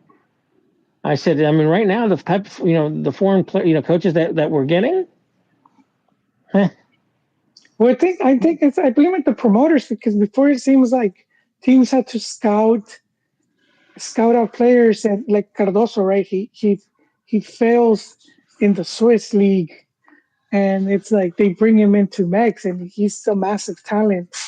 So he's like someone that was like, because before they wouldn't bring in that many players, so the players you were bringing, they had to be scouted to an extent. Now they seem to have these package deals of like, it's like those. Yeah, Remember, they they'll get like they five foreigners. But Ron, it reminds me of those deals of the 12 CDs for 1 penny, and then you have to buy. You have to buy no, one and bring it in front. but but but even the 10 smaller teams, ecuatorianos, dude, for the price of even one the RG. even the smaller teams like Tecos, Atlante, Morelia, even their scouts were bringing good players. You think about Reinaldo Navia and those type of players. I mean, Udueña was one. Yep. yeah. I mean, they would get them, and then obviously they would go on to the bigger clubs in Liga MX. But it just seems like just in every what do you call it aspect of Mexican soccer, it seems like the quality has gone down. The scouting, the coaching, the players. So I think it's the laundering, the money laundering. I think that's been the main thing. They bring in players, and some of them don't even play, but you already bought them, so their purpose was served. Now, one of the things that kind of in a way scares me is that right now, if the way things are going in Liga MX, if MLS starts to seriously increase the salary, which they're going to, they're going to surpass Liga MX. So right now, like I said, the way the system is set up right now, dude, it's going to go downhill. I Do don't you think? I don't. What's that? Do you think MLS is starting to poach some of those mid-tier players that Mexico used to get? They already have. Yeah. See, yeah, that's what I thought. They already have. yeah, it's a more attractive place to live. The salaries are decent, and it's probably easier for them to transfer to a European club if that's something that they want to do down the line, or if they're good enough to. It's a lot. Everything's a lot easier. Yeah, what's her name? The Peruvian player. What's her name? Ridas, Seattle? Ridas or Ridas? Yeah, I think Yeah. I mean, he said it himself. Living in Mexico when he was single was fine, but then when he had the family, Hmm. I mean, I don't blame him. And I mean, and let's just be honest. Mexico. The Mexican from the early 2000s. I'm not saying there was no crime, but not what it was. Not what it is today. So rampant and just out in the open. Yeah. Who was He's still that team was wild. Who was that he's still in team? Seattle. That's crazy. He was at Morelia, then he went to Seattle. He's still there. Yeah. Yeah, he's a really great talent. I was sad to see him leave. He's I just mean, one of for those him, players for who him to wanted the league. for him to say that, especially living in a smaller market. I mean, I don't blame the guy. You know. He already owns The suburbs around three Seattle Puebla Fincas. are really, really nice, man. Very chill, very relaxed, right? So no, he's got it made over there. Yeah, he bought some Sorry, I stock in Inca apologize for Cola. the background noise. Sorry for the background noise. We're at the hospital here with my That's wife, it. and you can hear some of the machinery. But Oh, but yeah, no, that's one of the things I wanted to bring up. I wanted to join earlier. It's the investment that the Liga MX needs to do. One of the things I thought was um, scouting, because of what Ron was talking about earlier. We've really dropped the ball on the scouting department too. Whether it's when you're making a foreign investment or even the neighborhoods out there in Mex. I don't necessarily think they're doing what they once did and finding these good gems. Jimmy Lozano was sitting there at this press conference like a sad puppy dog because he didn't have as many European players. Well, you can't have that many European players, man, if He you're not benched some producing of them. players at home. You got to produce them at home first before you can have anybody get exported anyway. And they're Yeah, not going to pay the high prices as Mexico. They will if they're quality. Just think, they went ahead and paid the price for Guardado and a few of those guys. But you have to build that infrastructure, right? Those young players need to develop into something, and that comes with investing in some of the scouting. That's lacking. I think that's lacking really bad in Mexico. I feel like more Liga MX teams need to take that risk and follow through with those youth players that look like they're going to be potentially good players. Because the only one that's taking that risk, like I said, is Almada Pachuca. Chuca He's Santos takes it too. and some, yeah, exactly. They take that I would say risk. America as well. They've produced some players recently. yeah, they They have. do, but I think not to that extent. Like as Gordito says, as Pachuca or Santos are willing to look at for like a season or two. But America does. They do produce a lot of youth, but the other teams are more willing to fill like 4 or 5 canteranos. And that's and I feel like Chivas should take that risk. Hey, we're going to be asked for 2 seasons, but hey, Padilla and that other player, for Brigido, take the chances with them. They seem to have potential. Let's take some risks. Let's see what they got. And, keep fielding them. Well, I think that's really important too. I mean, think this much, right? They invested, what was it, 4 million in Cade Cowell, and Yeah. Chivas is very average right now, right, as a team. What would it, how much of a difference would it have made to bring up somebody from Tapatio, right? That's where the second division team is, right? Yes. I thought he was a great addition to Chivas because just if anything, just for the memes. That's I, true. The memes are good, but no, as far as play, right?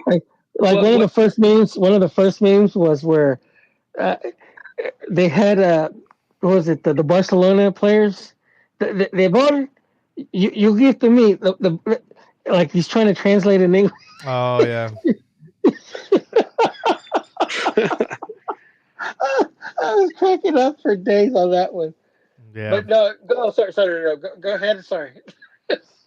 No. It was just simple. Like, how much of a difference? And don't get me wrong, I don't have any issues with Cade Cowell. I think the guy's got a lot of hustle and everything like that. But in terms of difference making, I don't know how much of a difference he's making. What would it have hurt to bring up somebody from Tapatio if somebody's in a good form? That's all. That's all I was trying. See, one. Where's the No, risk taking? you're right. You're right about They're that. not taking the risk. That's the thing. And Well, the risk for Chivas is in the TV money because they went too many seasons without. I think they went about 4, and then because of COVID, five straight tournaments of no liguilla. That's a lot of TV money and sponsorship money. So that's the risk for that team, and that's the other thing that is sucks for me that I'm gonna say that sucks about this short season format because then they depend on the liguilla, and so then that's where you get the bonus money. I do have Ray Orozco's been patiently waiting to speak. Let's see if we can get him to get going here.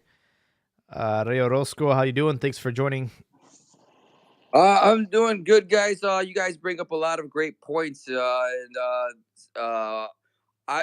me, it's just disappointing in the aspect of the previous generation of players that we had. We should have we underachieved with the quality players of Guardado, Chicharito, Vela, De Los Santos. All of these guys were in the prime, and yet when did they ever start a World Cup match together?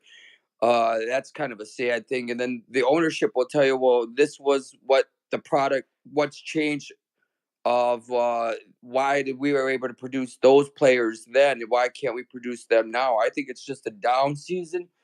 And to be honest, I think we've kind of you've talked about it, opening up the system, the short seasons, all that stuff is valid points. And then the last point I want to emphasize real quick is because this is ridiculous that the tournament or regional tournaments played 4 straight times in the United States.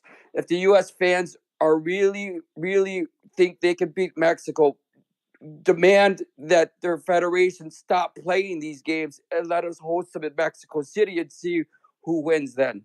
Thanks, guys. Good night. I think the games out here in the U.S.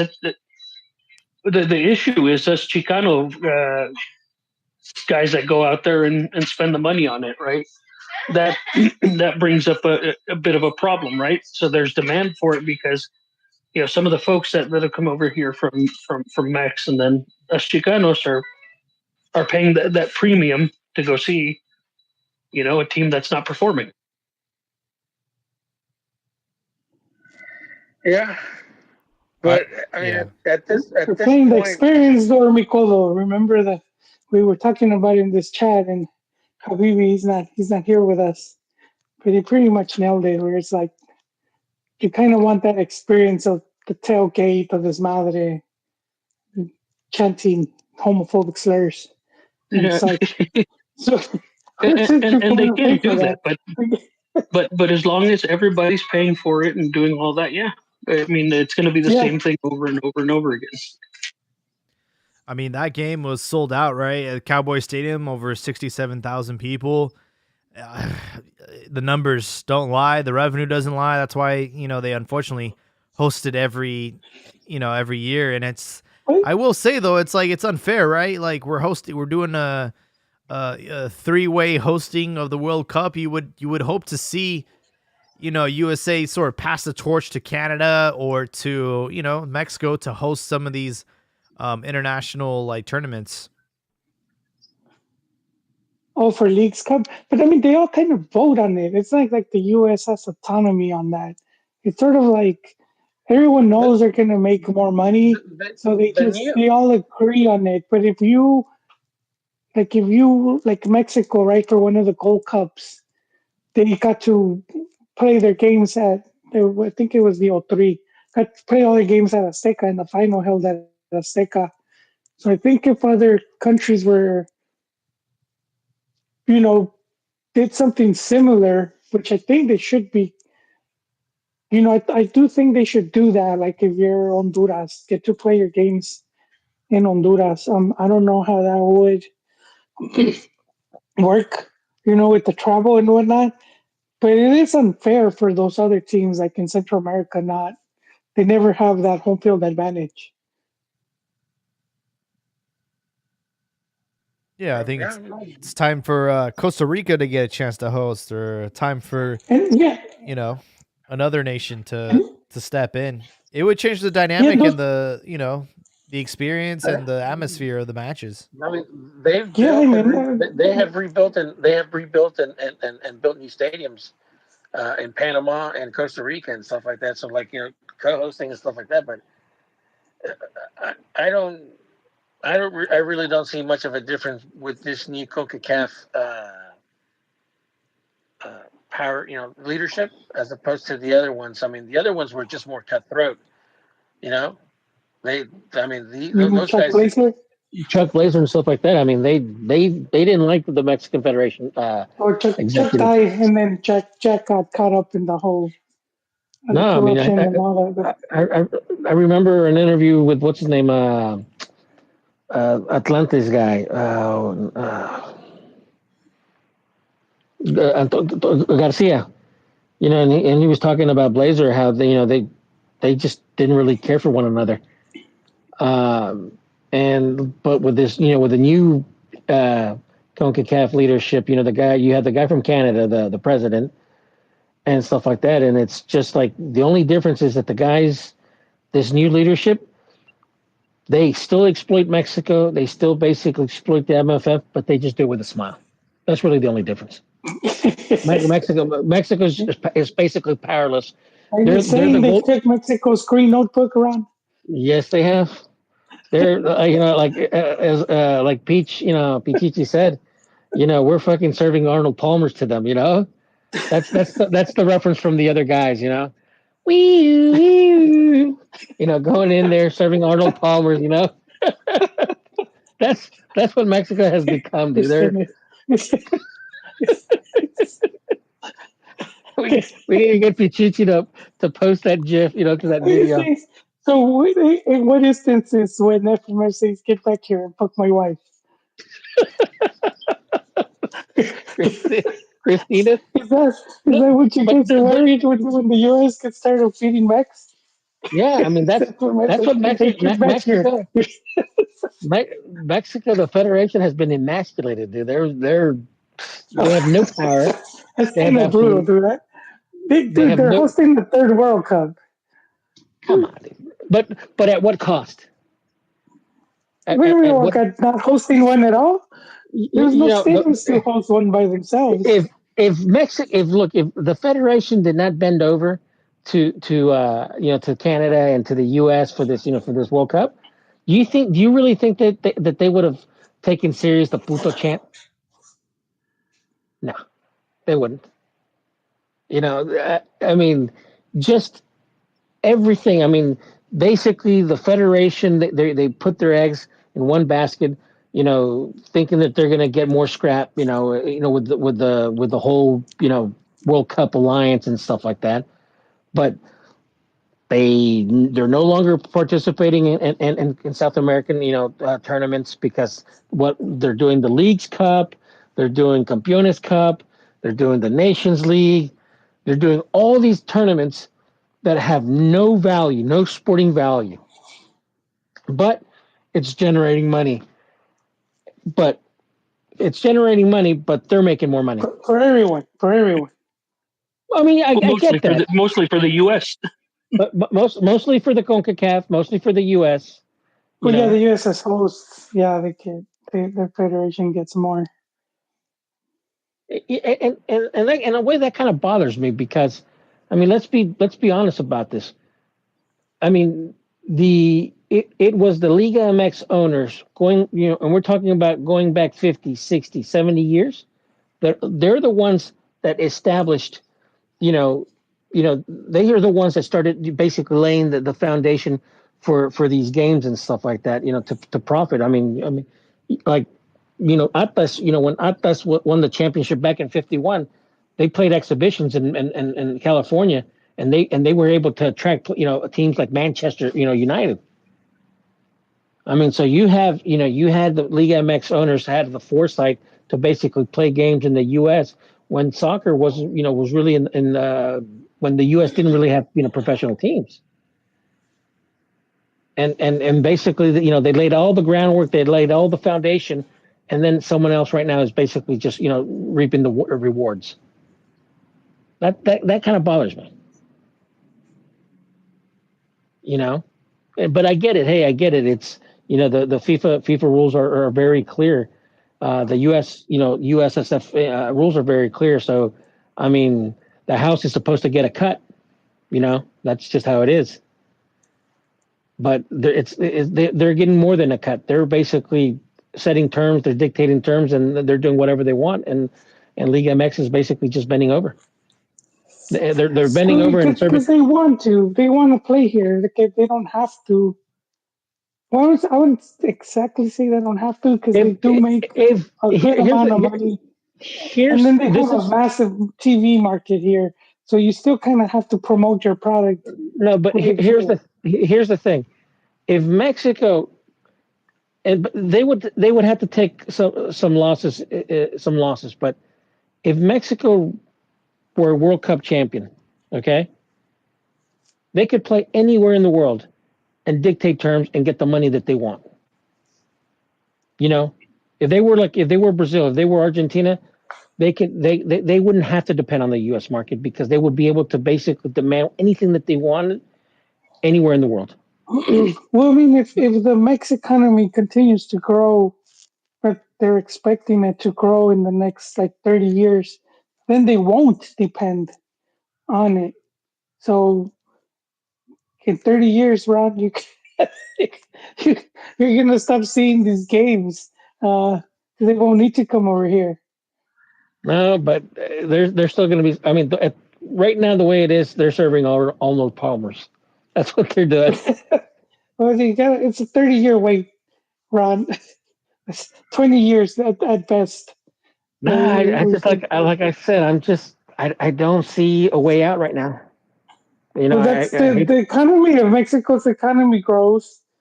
That how they're expecting it with the whole. They're going to bypass the Panama Canal with. I don't even buy that because if that was true, China would be a world power in soccer. No, but see, Mexico's already a soccer country, so if some of the things Mexico needs right now, for example, is internet's not widely available all over the country. No, I get it. The quality of it. No, but I mean that's some of the things because everything's going to streaming now, and so then it's you just kind of don't have that. No, I look, I get it, dude. Trust me, I get it that, right now the way things are in Mexico, I get it. There should be funding more, more schools, more hospitals and stuff like that. I don't think that soccer or sports in general. Even like that because if the economy improves, and then you have communities that they'll build they'll have a park. Just having a park is a massive thing, and it's crazy because in Mex, a lot of places you have to pay to go play at those small fields. No, hey, look, the U.S. in that regards has the U.S. obviously has a huge advantage because I mean, high school, junior high, I mean that's all public funded sporting, and obviously that basically helps out the NBA, that helps out the NFL, that helps out MLS, that helps out Major League Soccer. Yeah, well, and basically the example around because anywhere you go, you're gonna see basketball courts. I know. So like the NBA, you didn't even need to put one in your front of your house. You just go to the park down the corner, and they'll be usually it'll be 3 of them or 4. But here's the thing is, I mean, like I said, I'll use China as an example. China, I mean, one of the it's number 2 in economy in the world, right? And they've invested millions and millions and millions and millions in their soccer, and they're shit. They suck, right? And part of it has to do. They suffer from the same problems that Mexico did, where they didn't really have competition around. I mean, Argentina, Brazil, Uruguay, close proximity, competition breeds competition. They're, they beat us, we beat them, and constantly it's just a cycle. Same thing in Europe. Those guys, they're in close proximity. They're able to compete against one another, and they're always trying to, outdo one another. Mexico didn't have that for many years. U.S. didn't have professional league for many years. Unfortunately, Central America, was in turmoil with, civil wars and stuff like that. So they didn't really, give Mexico competition. So I mean, and that's in part that's why the Liguilla was created, because we couldn't have what the Europeans had with the European Cups and stuff like that, because who the hell were we going to play internationally? Honduras, El Salvador, the U.S. when professional teams like the New York Americans or they had all these Bethlehem Steel. So I mean, who the hell were we going to play? So we had to basically emulate what the NFL was doing. We had to create the playoff. So if you think about it, I mean, when was the first Super Bowl? First Super Bowl was what, 67? The Liguilla started in 1970. Before that, we had the long season format. In fact, the Cruz Azul ownership. They still kept the long season. They kept it until. Well, you're right. 97. 96 was the last year that they did it, but they did the Liguilla, the playoff, right? They implemented the playoff because I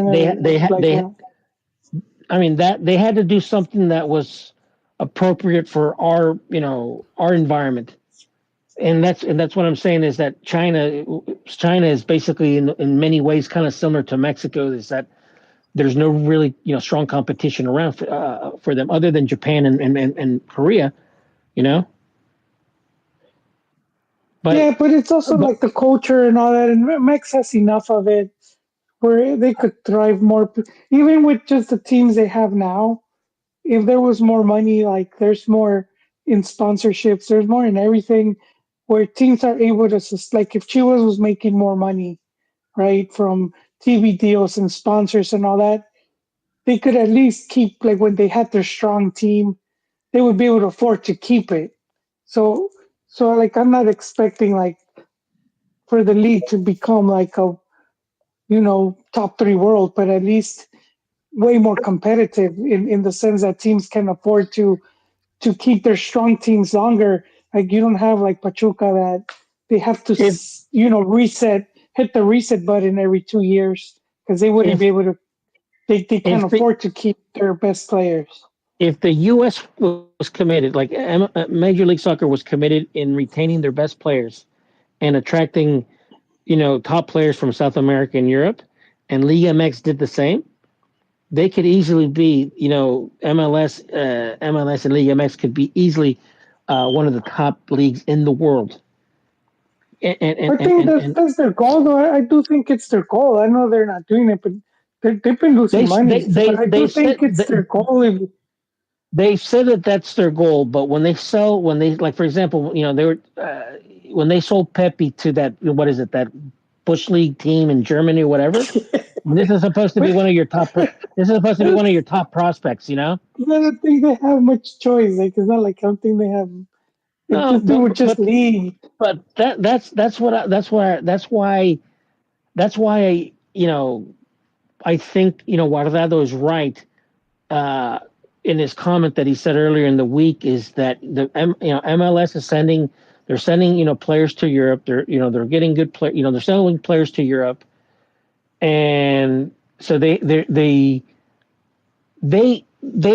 have more to win with Mexico basically treating basically not playing in the South American tournaments. And taking the Campeones Cup and the League Cup and all that type of stuff more serious, they benefit more than we do. like I said, we've won how many in the past 20 years? We went like how many? There was no real competition. No, Um, like Mexico gains nothing from this. Yeah, real quick, we have but they Albert don't joining have a us. choice. Albert, what you got for us? How you feel about this defeat to the United States? Hey, how's it going? Well, you know what? It was a defeat that I predicted last week. You know, you know, you gotta be three fans gotta be realists. You know, the talent's out there for whatever reason. It's you know, Mexico could just not compete with the U.S. They can't go toe to toe. The U.S. just has a better pace, faster guys, physical guys. McKenny in the midfield, it's practically a bull. Mexico has no one to handle him, and just I was curious to see how Lozano was going to approach the match, and it looked like he had no clue. I mean, we were playing. Mexico was playing long ball in the first half, and in the second half, he showed again that he does not know how to make proper adjustments. He had the two subs that I was looking for, Orbelin and Santi, but you know, they came right after the second goal, so you know it was a no factor right there. So it's just, you know, it was, like I said, it was predictable. It's not one game. It's, you know, it's years of mishandling, and you know, they're right now. It's I don't want to say rock bottom, but it's pretty bad. But you know what? The business is gonna keep on going. You know, people are gonna, you know, those five games that they're gonna play here for the next tour.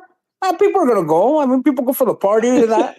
It's never gonna die. It's never gonna die. Wait. Someone's gonna get stabbed. But wait, why would you say rock bottom if they won a Gold Cup, and out of the three, come on, Joe. Let's be real. The U.S. And Canada did not send the real team. They're good teams. I know, but look, they're still making the finals. So out of 4 tournaments, they made 3 finals. They won 1. I mean, I know ideally we want to win. But like you see, the competition is just between Mexico and the U.S. I know, but right now, honestly, you can't even get out of the group. Honestly, the U.S. The U.S. suffered against Jamaica. Hey, if all these cups were played in Mexico in Estadio Azteca, and Mexico could play 4 finals, I'm pretty sure they would have won 3. But what are we going at Estadio Azteca? The altitude, because the stadium. Look at the stadium. It's a green stadium. So what are we going for?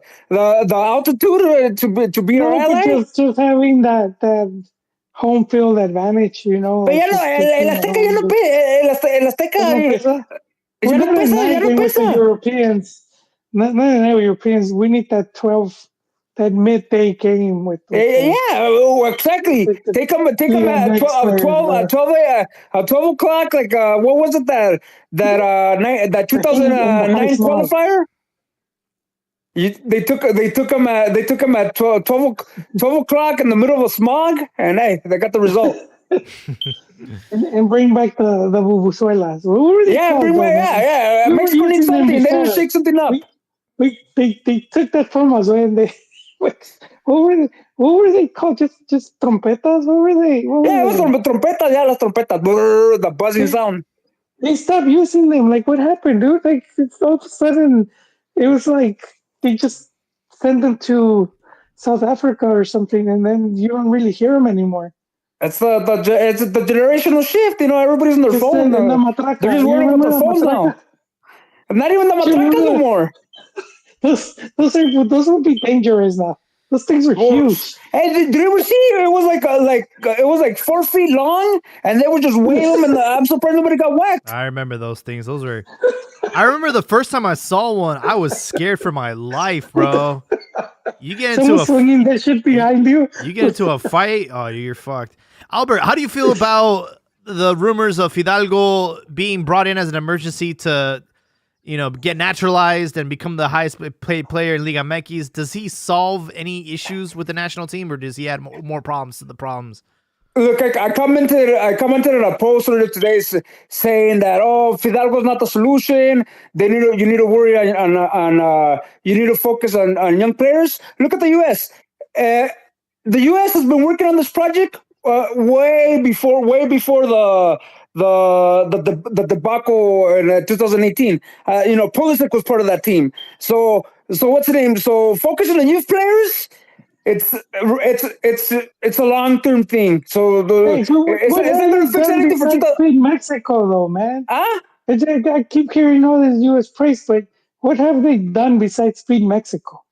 But they have you know what? They have hope. Look at a guy like Reina. Yeah, he's a bench, but you look at that guy and say, you know what? That guy could be something. And in Mexico, I mean, Marcelo. I mean, who do we like? Hey, that guy could be something. It's not. But going back to the thing, don't focus on the youth players right now. Focus on short-term solution thinking in the World Cup. And right now, as we saw against the U.S., Mexico has trouble generating plays. I mean, everybody was shitting on Henry, but he wasn't really the issue. The thing is, he wasn't fucking getting balls. So what's the name? So Fidalgo, I mean, I don't look at it as a bad. The guy right now, like I said, the team needs short-term solutions. Thinking Copa America, thinking the Copa Oro next year, and thinking the World Cup, and which is going to be 2 years. So I think Fidalgo could fill a void. Well, there's one good thing about the World Cup. For those that are worried, is that it's like a 48-team World Cup. Mexico is going to be the seeded team, which is usually the strongest team. And with the 48 teams, they likely get a pretty easy group. Yeah, we'll probably get hopefully Palestine. You're back to the 4 game. Palestine, Fiji, and who else do you like? The Philippines. The Philippines. There you go. I think like Iceland. I think that's the biggest issue is like it's like the perfect storm, right? We don't have any like repercussions for these terrible performances because we're already qualified to the next World Cup. So the national team, the FMF, they're coasting, they're chilling. They've already sold out all their tickets. They have no incentive to fix the problem. They're just gonna ride this for the next 2 years and be like, I don't know, you guys can figure it out after. But we're pretty much fucked for the World Cup. I mean, so here's the like I said, they're going to look at short-term solutions like Fidalgo, and then look at the guys in the sub-23, which are not going to Olympics. But I mean, look at the 2 games they have. I mean, some guys, they look good. They even though they don't have a lot of matches in Primera División, I mean, they look good. In the portería, Tapia looks good. Yeah, then Ayuna on top. There's like 4 or 5 guys that I think Lozano could incorporate in Copa America and just say fuck it. Let's I mean, Antuna and fucking company are not doing the job. So fuck it. Why not try with the young guns, see what they could do. Can you guys guess the coach of the under 23s? Cadena. Yes. Yep. Dick Chain. Yeah. Dick Chain. Dick Chain. Yep. Yeah. I don't know. I at this point, dude, we have a Copa America in a couple months. Do you think Jimmy survives this, or is this the end of the line? I don't think I lost. I was listening to Carrillo and Acapello Carrillo, and he convinced me, dude. He sold me on Jimmy's way in over his head. He gave a good discourse on how the team should have played. Maybe just because I felt the same way.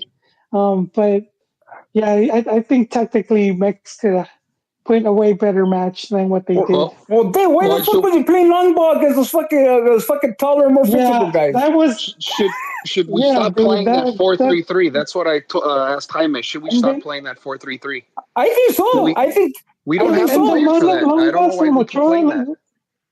Why you keep putting it like that? Like Ochoa kept just a lot of times they'll pass it back to him and then he'll just boot it all. And that's to me as the coach. Like, it seemed like they were afraid to get a through ball. Siempre era para atrás. Memo, rip it. Memo, rip it.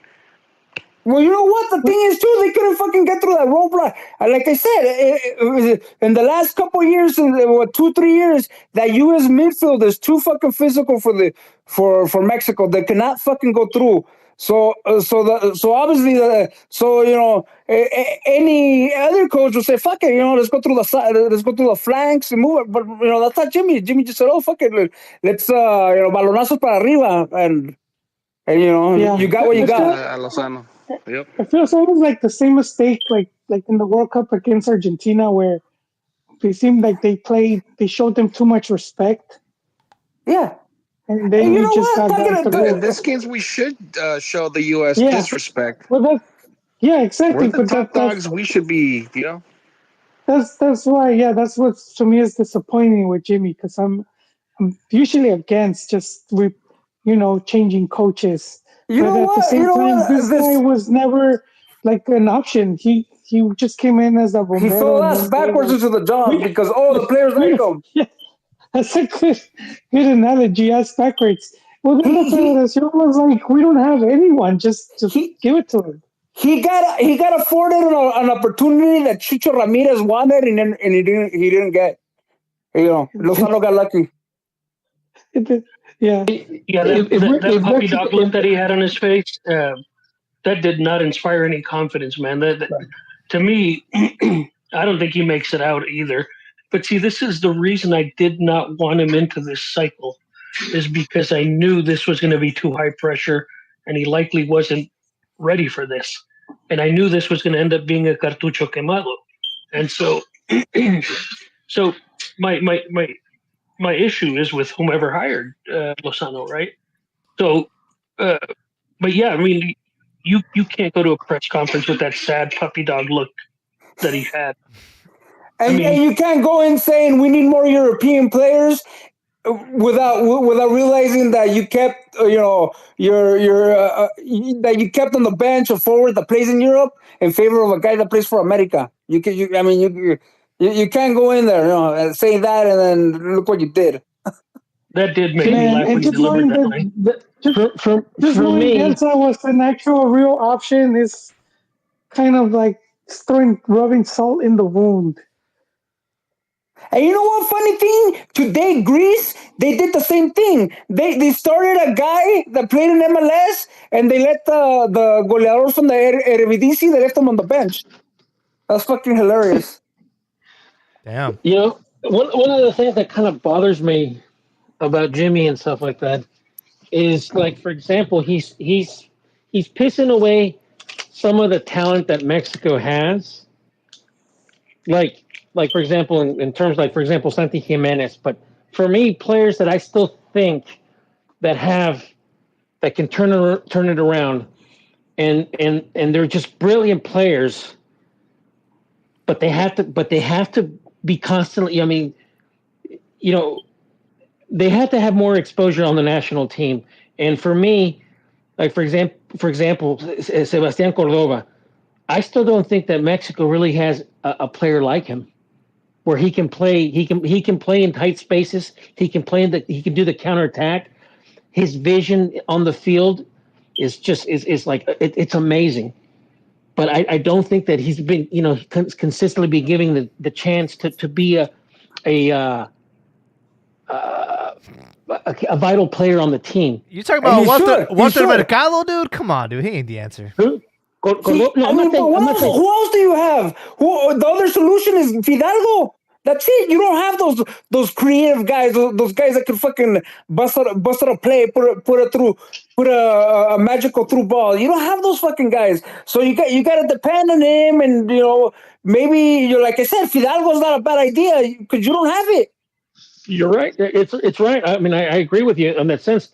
Fidalgo, El Seba Cordova, those are the only really two guys that I can see that are able to basically be that number 10 where they're able to basically slow down the game or speed up the game because they're able to think fast, they're able to pass fast, they're able to thread the needle and get that through ball. Put balls through, through lines, exactly. But the thing America players got us into this mess. They are not the solution, bro. No, this goes beyond that, dude. Because the way Jardina has America playing beautifully, but Jimmy's not playing the players the way they're playing in their clubs, and he shouldn't. He shouldn't. Jimmy has every right to basically suit up the team and dictate how the team is going to play. Oh, and you know what? He also has Marcel Ruiz on the bench. That's another guy that can make stuff happen, and he has him on the bench. But the thing is, it all boils down to how are you going to play? I mean, are you going to commit to basically playing possession? Are you going to commit to basically doing counterattacking? Because, like I said, I don't think that Jimmy really planted the game well. Mexico needs to have the ball. That's the style that has suited them. They need to dictate with the ball, because when they have to chase the ball, they're not fucking getting it. But they don't have those players anymore. I think the ones they are like, I mean, dude, come on. I think what they have, they could still do it. Maybe not. We've turned into a country that has produced one-trick ponies on the wings, bro. A lot of speed, but the same fucking maneuver, and then crossing it to terrible decision making on the crossing, and no final on the third, dude. The decision making, the lack of shots from distance. It's like, this is what we have to deal with at the current moment. I don't think any coach fixes that problem, because we don't have. And Sebastian Cordova can do that. Yeah, just give him some fucking confidence. That's all he needs. Yeah, there's players there. But the thing about it.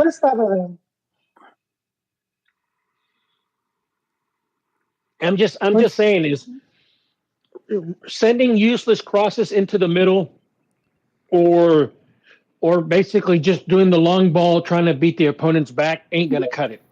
You may beat a Jamaica like that. You may beat an Honduras like that. You may beat a Costa Rica like that. But you're not gonna beat top tier teams. Ladies and gentlemen, we've got Ricardo joining us. Long anticipated, the people's champ. Ricardo, how you taking this defeat from USA? We want to hear your hot take. Germany beat Denmark 2-1. I don't know what you guys are talking about. I don't know what you Mexicans are talking. No, I like that point. I like that point. Yeah, I like that point. Which one you just said that Mexico can't play on the counter anymore, right? And I agree. I very much agree. And I think that's Mexico being traumatized by being in CONCACAF and surrounded by troglodytes like Honduras, USA, those Caribbean countries that all they do is play bunker ball, pelotazo, right? So they feel comfortable always having the ball. Who Albert just said that, right? I think he said that. They feel comfortable having the ball, and when you force, like for instance, when they played Brazil in the World Cup, or when they played against Sweden, they don't feel comfortable whenever they don't have the ball. Whenever they don't have the ball, they have to feel like they're the ones pressing forward. If you push them back, they don't feel comfortable doing that. To an extent, like the game of like when they played Argentina, when they got with the Maxi Rodriguez goal comes to mind. Mm-hmm. To an extent, they played for a while that way, but then ultimately they succumbed to individual skill sets like Maxi Rodriguez, right? But in regards to USA and Mexico, I don't. I'm not. I see all the propaganda going about on the on TV and online. The Chi Hermanos simping for Santi Jimenez. Like, you guys are so low. You're simping for an extranjero. That's crazy to see. And just not taking accountability for having a team that doesn't produce players like Chivas and Pumas. Like, I overheard you guys talking about like the history. Like, sure, Mexico has a bunch of shit wrong with itself, but ultimately it comes down to talent. And you guys haven't been producing any talent. You do the opposite. You're relying on MLS, which is admittedly these last couple of weeks have admitted that they take pride in exporting players. So there's no point in the Leagues Cup. Everything they sold you about the Leagues Cup is bullshit. So you're just playing against a bunch of no names in the MLS, a bunch of Euro rejects, African rejects, and you expect Mexico players to grow. That's not going to happen. So Chivas fans, Pumas fans, and every fan should take a big look in the mirror and blame yourselves for this shit. Because your teams aren't producing players. We produce players, but Televisa is the final, they make the final decisions on who gets to go and who doesn't, dude. The Chile players got broken, dude. I would don't know love what to hear a happened, list but of that. How many players can you guys actually have in the starting lineup for the Sunday's game? Dude, Chiquita Orozco for Jorge Sanchez. That would have been a perfect sub. Nah, that guy's super slow. Slow. They said he's the fastest defender. Alan Moso's been balling his for Chivas. He deserves a call up. He's better. Alan Moso has 2 left feet. He can't defend. He's a step up from Araujo and the other guy, dude. Gallardo. Come on, dude. See, all right, let's play your guys' game. Let's just take everyone from America out and put all the Chemos, all the crybaby catnip Puma fans, and all the Chi Hermanos, all their favorite players. The job isn't going to get done that way either. So I don't get why all this whining and crying is going on for. No, I mean, it's just very clear, like, who has a huge influence on the national team. It's America. I mean, they're talking about number 18. They're talking about bringing in Fidalgo, man. How is that's all your fault? Name me one player in the league better than Fidalgo in his position. Mexican. Crickets, bro. Very much crickets. And regarding Cordova, I mean, I get where you guys are coming from, but this is the same guy that lost his job to Fidalgo at America and Gorriarán at Tigres. He's a bench player right now. I get he's been hot for Tigres when he won the title, but the guy's super inconsistent, and he whines a lot from what's been reported. He's a whiner and he cries about everything. Like every other player. How is he any different from any other player, dude? Any Mexican player, dude? They all fucking whine and bitch. Well, and that's why they're in the situation they're at. Oh, and let me just say something. The media has been something else. This whole these last 2 weeks. Like let's be honest, USA isn't anything special. Mexico is just shit. Let's not forget, this is the same selección that said like 20-something years ago that they're going to win the World Cup. 20 years later, and they're still holding their dick in their hand. Okay, and then look, all Mexico, USA has benefited by creating an artificial away experience for itself by just playing at home, and you have people justifying it like Joel just saying, oh, because they bring in money.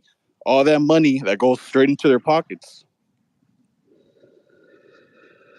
Mexico is funding the MLS, and they're sending all their scrubs to Europe. And hold on, Ricardo. Did you just agree with Joel on something? In regards to what? The games in the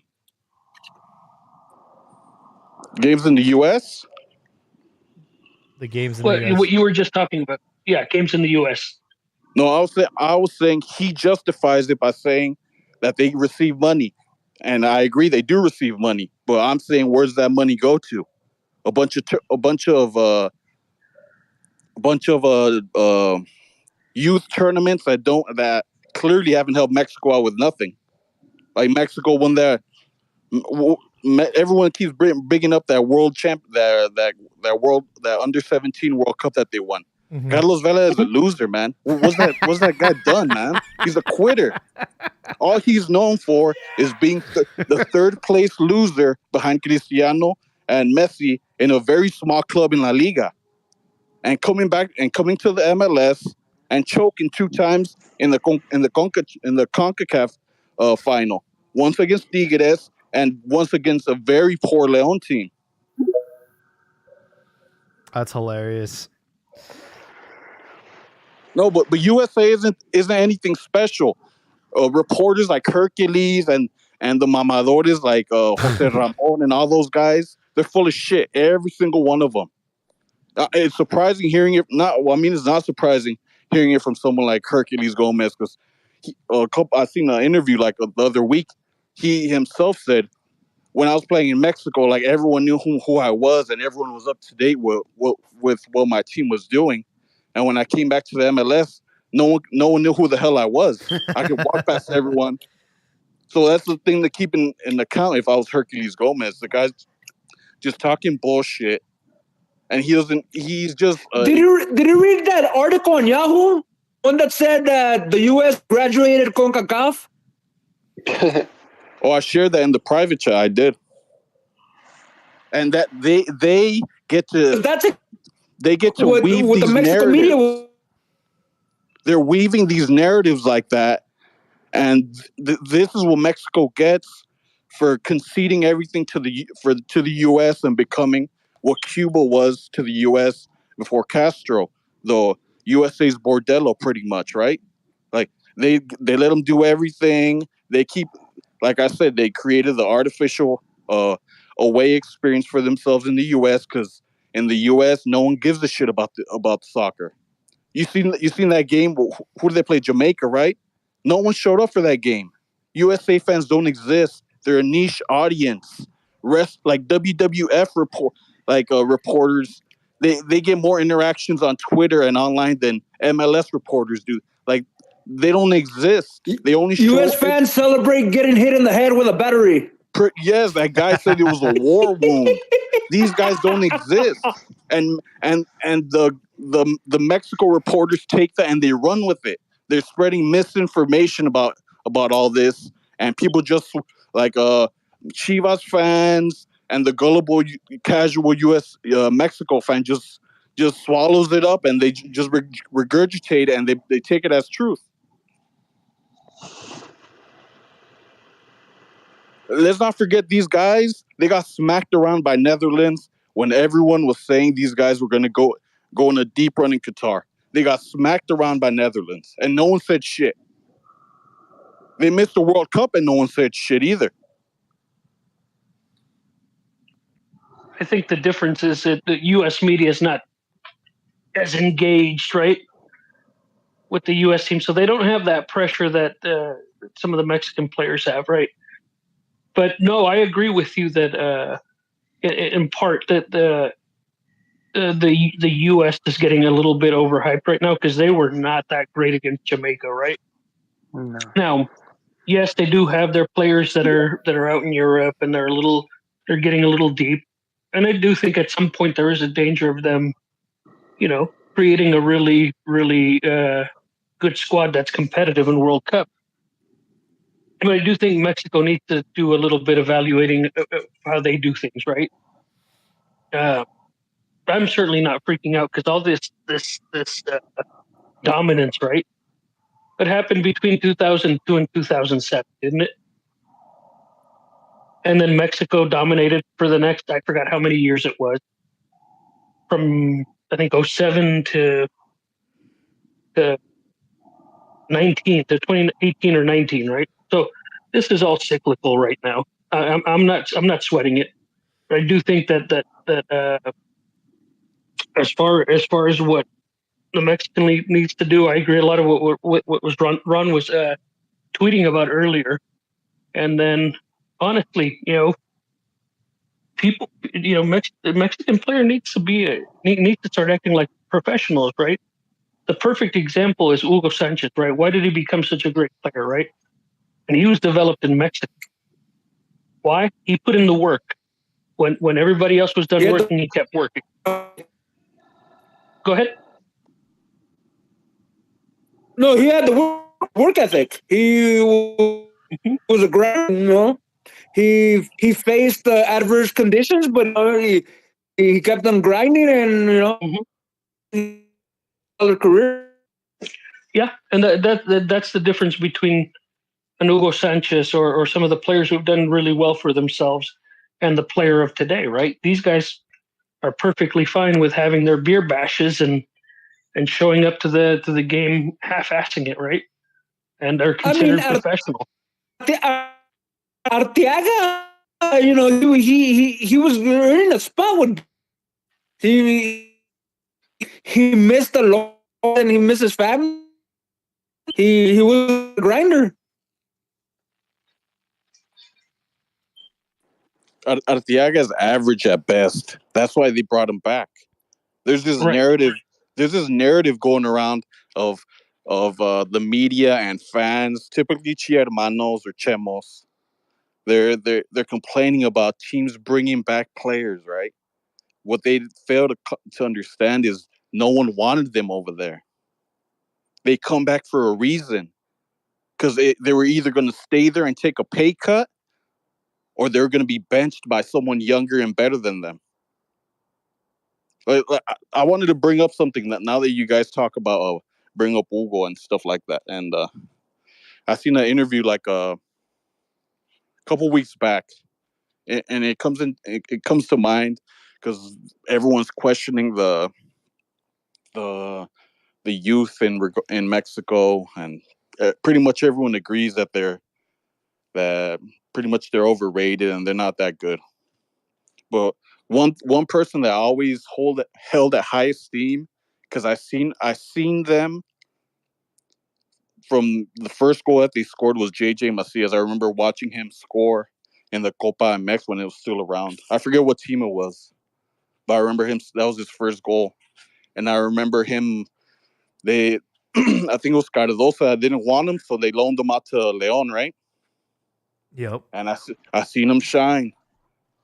But he was surrounded by guys like John Meneses, Chile international. What's his name? Mena, Ecuador international, and what's his name? Montes with the second breath of his career. Gaito Vasquez was part of that team too, I think. No, he was gone by then. No. Was he gone by that point? Okay.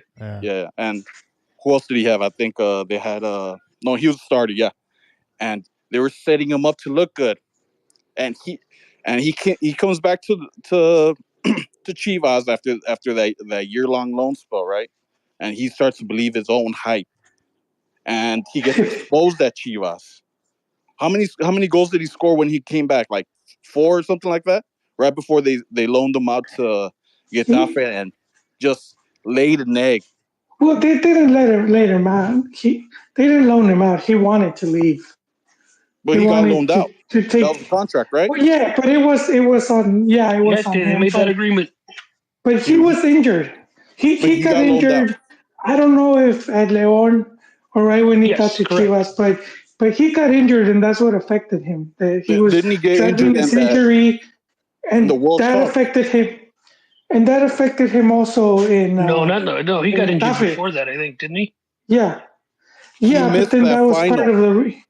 He missed the final with Tigres, and he prioritized, I think, the Olympics or some youth World Cup, and I think that's around the time he got injured. Well, anyways, he goes to Getafe, makes a fool of himself, comes back to Chivas, busts his knee twice. A couple weeks ago he makes an interview with that bum that you guys had for like 20 years. What was his name, Ponce or whatever? Yeah. The guy just after Chivas let him go, he just retired. He knew he was a bum. So he does an interview with them, right? And he says that at a certain time he was at par with Haaland, Oh my and god. that Dortmund was fighting for him. They were It though. was no. They had tape on him on a documentary. Yep. Those guys have tape on a bunch of kids. They had tape of him looking good with Leon, not With Chivas. Leon. Yep. With Leon. They said, open up the coffers. It's time. And he said that at a certain time he was at par with Haaland. That was never the case.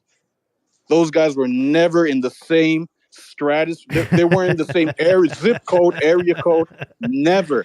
These guys believe the hype that Mexico fans give them, and they run with it. And he was saying that also that Real Sociedad was offered like $5 million for him at a certain. I looked up the year. That same year, they went after that Swedish guy that's at Newcastle. Isak. Isak. Yep. Like, this guy's living in a fucking alternate universe, man. He smells his own farts and he loves it. Like these guys need to take it down a notch and realize they're like, you're playing in Mexico. Like, take it easy. Like, you'll get there if you put in the work. But what do you expect, but man? for some, you need that ego. For some of these players, you do need that ego. To succeed at that high level, or to become that really good player. I'm not saying he is at that point, but you kind of have to. Do we lose Ricardo? Have to have. No, he's still here. Some of that. You have to have some of that confidence in yourself.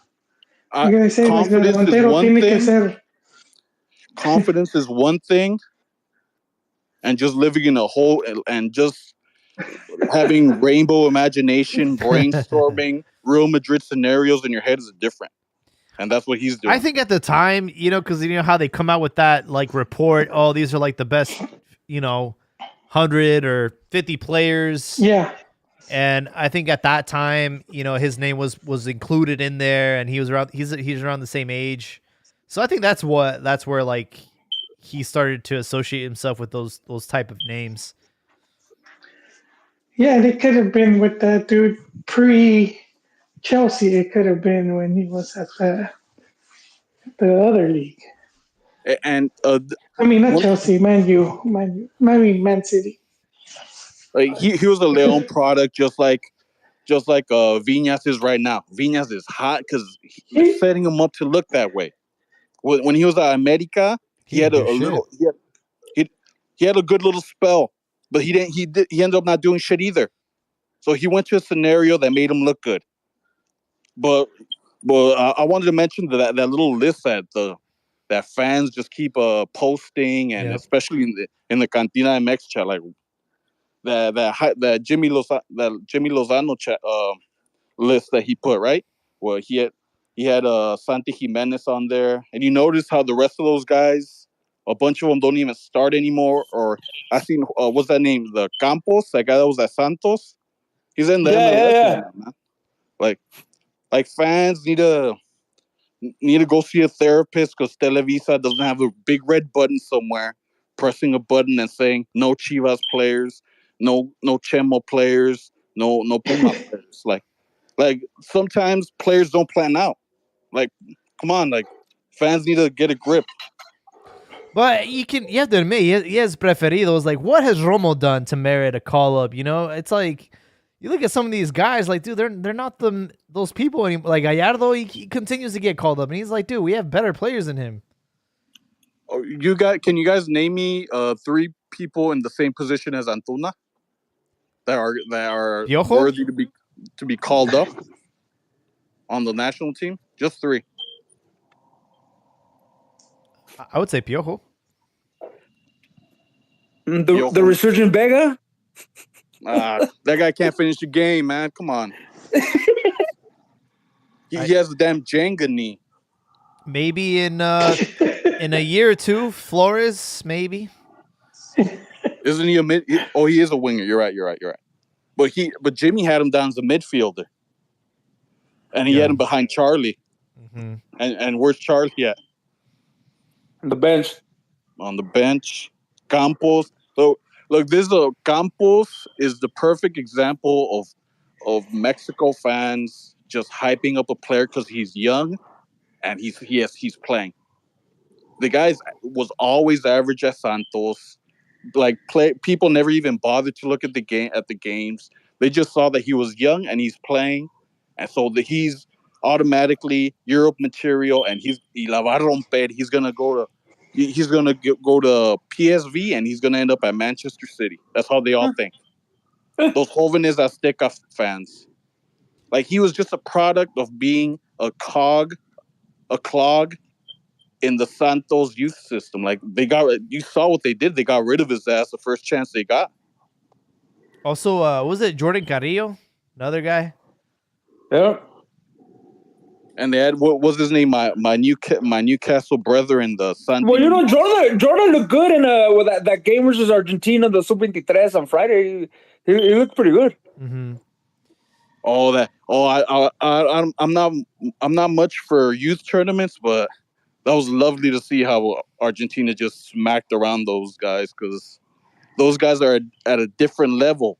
Those guys have like the best cantera in the world right now. They got that guy Echeverry from River Plate. That guy's 17.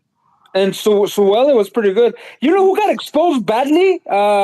Mr. Future Manchester City player Emilio Lara. He got exposed. Who, like, there's no one else to call up. That's my point. Yeah, exactly.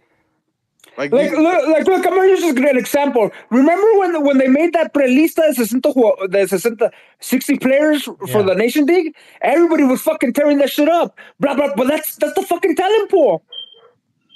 There's no more. That's it. Maybe Mozo. That's it. That's the best we can do. And even if you start looking for others and calling up other at random, then you start hearing, están bañoseando the national team. So, record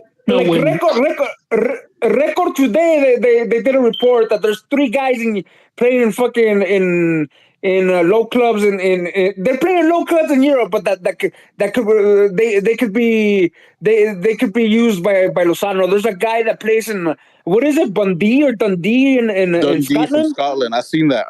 Portales, and then there's a delantero with a Sporting de Gijón, second division, and then there's like a pocho. I don't know, Esteban something. I don't know where he plays, but you know, I mean, will they really make a difference? I don't know. But Jóvenes Aztecas will continue with the, what's his name, Martinez Dupuy. Martinez Dupuy. What's that guy? The Romero. That guy Romero. Luca Romero looked like a caveman. That guy knows where they live, what they eat, how many times wash their ass. That guy's out of control. But that's the one thing that really just makes me scratch my head in regards to Mexico fans. They're always comparing and contrasting Mexico to these countries that export in large quantities, like Brazil, like your guys' favorite Chi Hermano, Miguelito. He's all over the Endrick meet because he's joining Madrid. That guy had a whole process with Palmeiras, play Libertadores, and was considered a generational talent. Mexico doesn't have that. Mexico is scouting pochos from MLS, Argentine rejects that their parents used to play in Liga MX, and Mexican half Mexican kids that live in Europe because their dad ended up marrying some foreign bitch, and now they're married, and he's part Mexican. But you know what? That's not bad. That's not a bad idea. The U.S. does it. Look at Dest. The U.S. does it because of the military ties. Like Dest, come on. I don't think Dest had stepped on U.S. soil. I agree, they do it, but Mexico doesn't have that quantity of players, and even if they do, I mean, they don't have that quantity of players, and Mexico fans think that they do, and I don't think that's the case. Well, you know what? I was looking at what Lilini's doing. I mean, he's identified quite Obviously a bunch of pochos, but he's identified a lot of Spanish guys with Mexican blood, and they have that Brazilian kid. I mean, Lelini's. I mean, he for the first part of his job, I think he's doing exactly what needs to be done. Scouring the earth for anybody that has Mexican ties. I mean, that's one way. I mean, obviously the other way is for the Liga MX to get their act together, but scouring guys. Yeah, players. Yeah, scouring the world for guys with Mexican ties. I mean, that's another way to do it. It's a globalized game now. It's a globalized game. It is. And the very first time I called on here, I told you guys Mexican players suck. And Yeah. I was proven right and validated. I was right. They do suck. And Jimmy, he's a horrible coach. I remember when he was hired, I told you guys he was a bum at Querétaro, and he was a super bum at Necaxa. And you guys said he's Mexican, give him some time. You guys gave him way too much time. The guy is out of his league. He doesn't know what's going on. It's just that everybody had that bad Argentine aftertaste. So hey, los aros mexicanos is joven, vámonos. They quit on Coca, and that's what they're not saying.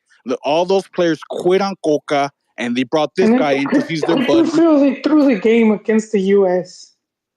You know what I'm seeing? Coca was like a disciplinarian. Coca was a disciplinarian. People are saying now they're throwing the name about Almada. That guy's La Volpe 2.0. I remember watching a game when Kevin Alvarez was still with Pachuca, and through the damn broadcast you could hear him say, "Otra vez perdites la pelota, Kevin." Like, on his ass, man. Like, this guy's a real hard ass, and fans and ignorant media think this guy's like the solution. They're gonna quit on him too. So then what do we do? What happens? What do they do? Just fuck it, just pray and fucking let's hope nothing. Let's pray we get out of the first round. Doing what though? I don't think Mex has the talent to do something significant at the World Cup. No, like to win the Copa America, which I think it's doable. No, I don't even think they got enough to make the semis. Or to make a deep World Cup run.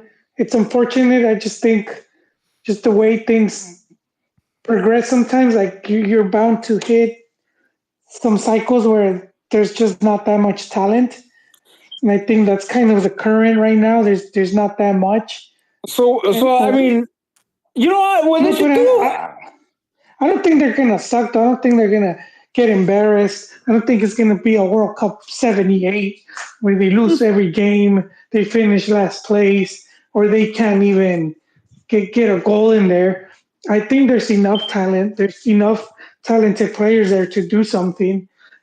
Just not what we were expecting, or even what the media has just pumped so much sunshine up our ass that we've come to think of Mexico almost as being world-class team and just up there. And that's why we have these really high expectations. So I think that's where a lot of the saltiness is coming from. And like I say again, doom and gloom and we're fucked. Not really. It's cyclical. Sometimes you end up with really good talent, and then sometimes your talent is just not there. Sometimes you end up with guys like with Antuna, undisputed starters. Can't cross the ball to save his fucking life. Which he shouldn't. I like him, but I agree he shouldn't be undisputed.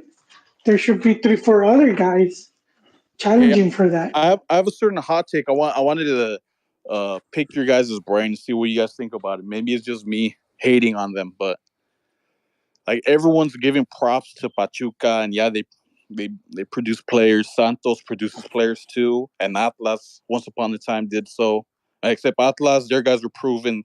Guardado, Borghetti, Marquez, etc. Right? Mm-hmm. Yeah, Andrade with no legs. No, yeah, there you go. Like Santos and Pachuca, they get all this credit, right? Well, the groups, the ownership groups, because of their teams, right? Mm-hmm. For producing players. But from what excluding, but I can't even call them their canterano. I mean, or their player. I mean, excluding like Peralta, who like pretty much was not automatic, but he was a semi-sure thing for the starting lineup. Like all these, it just dawned on me when I was watching the USA game, like Luis Chavez and Chiquito Sanchez and like Kevin Alvarez. Well, no, well, Luis Chavez is Cholos. Yeah, he's Cholos, but Pachuca gets credit for him for some reason, right? No, but he's a Cholos guy. I mean, Yeah, he's a Cholos guy. Arango, the Venezuelan guy, was saying that he would fucking hang out with him after practice and fucking shoot fucking free kicks. Yeah. No, but what I'm trying to get at is like these guys, from what I've noticed, like these guys don't show up at the highest level. I mean, it's crazy to call USA Mexico the highest level, but you get what I'm saying, right? Like these guys, they don't like that limelight, and I attribute it to them playing in very small teams like that. Like they're used to that. It could be. Once they get to Mexico, they got to take an extra step, like Pavel Pardo did when he went from Atlas to, but he was kind of a sure thing too. When he went from Atlas to America, like he was a sure thing. They need to take that one step because they're so used to that Pachuca, no pressure, Santos, no pressure. I mean, yeah. And you take them straight to the national team, and you kind of see them kind of lost. And I mean, Pavel at 19, he was a fucking certified starter already. El bebé. Yeah. Lateral, and then moved them to la contención. Yeah. But, you look at Hector Herrera and Chucky Lozano, they had successful careers for the national team, I guess. I don't think those guys played with Pachuca while they were on the national team. No, Sub-23. Yeah, but once they got to the national team, they were already in Europe, right? That's what I'm trying to say. Like while they're at those teams, I see they don't really like the limelight or the attention, you know. And then you got more cases like Pizarro and Jurgen Damm, who also came out of Pachuca and didn't do much. For sure, folks. We're coming up on 3 hours, so I definitely want to wrap up this episode. Shoot. But yeah, thanks to everyone for joining us tonight. I want to give you guys the opportunity to have your hot takes. We do have Liga MX returning this weekend. Chivas will play Monterrey, and America will play San Luis. Those are some interesting matches there. Tigres will play against Puebla. And didn't Mazatlan play over the break and nobody really paid attention? I thought that was hilarious. Was it Mazatlan Puebla? I think so. They played like... Yeah, it was like a 4-3 or it was like a 4-3 game or some shit like that. Yeah, it was funny as hell. It's like, wait, or was it Juarez? I think it was like Juarez, Puebla. Was it Juarez? It was one of those fucking teams. Yeah, nobody was like, oh yeah, it was Juarez. Juarez and Puebla, 4-3. It was like MLS having a full match day in the middle of FIFA, Fecha FIFA. Yeah, for sure. Albert, what you got for us, man? Closing thoughts? Nah, you know what?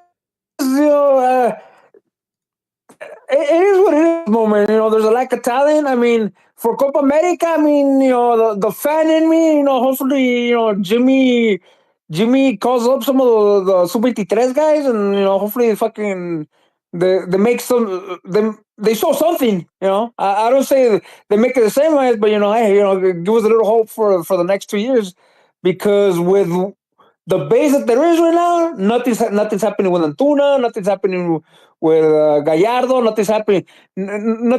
So I mean, might as well just fucking go for a youth movement and just fucking and see what plays out.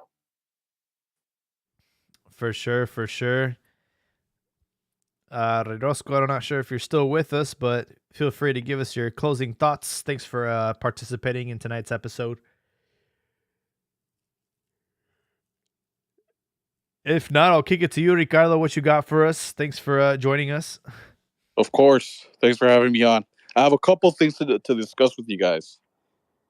One, I honestly, if they get rid of Jimmy, it's neither a positive or a negative. The guy's just there, right? But if everyone, especially the fans, especially the media, the owners, if they're dead set on thinking they're going to bring in Almada after that Copa America, they're very much they're going to be in a rude awakening, because that guy's very he's very highly thought of in Ecuador because he played there, and they really rate that guy. So if Jimmy doesn't work out, if you're gonna get rid of Jimmy, they need to do it now because that guy's not gonna be around after the Copa America, in my opinion. I think he might go to Ecuador. But in regards to Liga MX, there's rumors going about that Leones Negros and Atlante might be coming to the first division. Oh yeah. So that's two more teams. And I wanted to highlight there's so much talk, there's so much negativity about the young guys, right? And I do agree a lot of them suck. But from what I've seen like this season, three come to mind. Cesar Montes' brother, the guy in Necaxa, he's looking decent. The center back. Another one is Tapia from Querétaro, the América Canterano. Side note, I watched América loaned them out to like Yucatan, like a Liga Expansión team, and Ricardo Marín scored a doblete on his ass while he was playing at Playa because I was keeping up with him, but América ended up selling him to Querétaro, and he's there. He's looking decent. He's a guy to keep an eye on. Tall kid. And another one, the Chileno kid, the Chileno. I think he's a winger, but there's sometimes I've seen him being played as a midfielder. He's the Galdames, but he was born in Mexico, but he's Chileno. Yeah. He looks pretty good. He scored I think he has like 3 goals already in the season. He's coming off the bench. Yep. Galdames. Doesn't he have like a brother too that is Chilean? Yeah, he plays in Argentina though. He might be in. He's most likely will be in Europe. Oh shit. Okay. For sure. Right. Thanks, Ricardo. Thank everybody on YouTube, man. A lot of energy in the YouTube chat today. Appreciate everybody. Alex Torres, Don Pepe, Josue Matias, Disco Fever, of course. We also had Isa Tigrita with her comments. So thank you guys all for your support.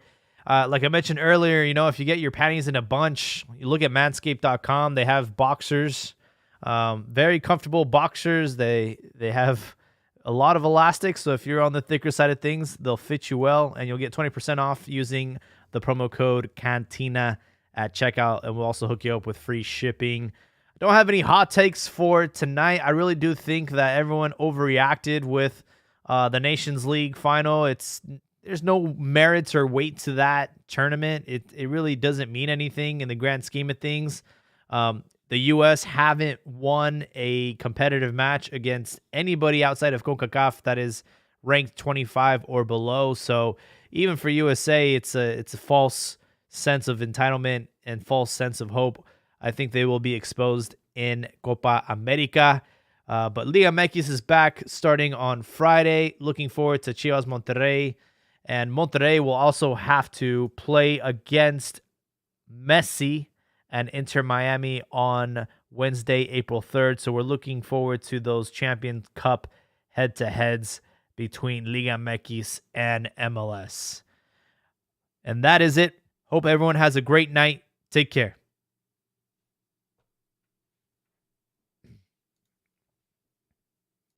YouTube, thank you all for joining us tonight.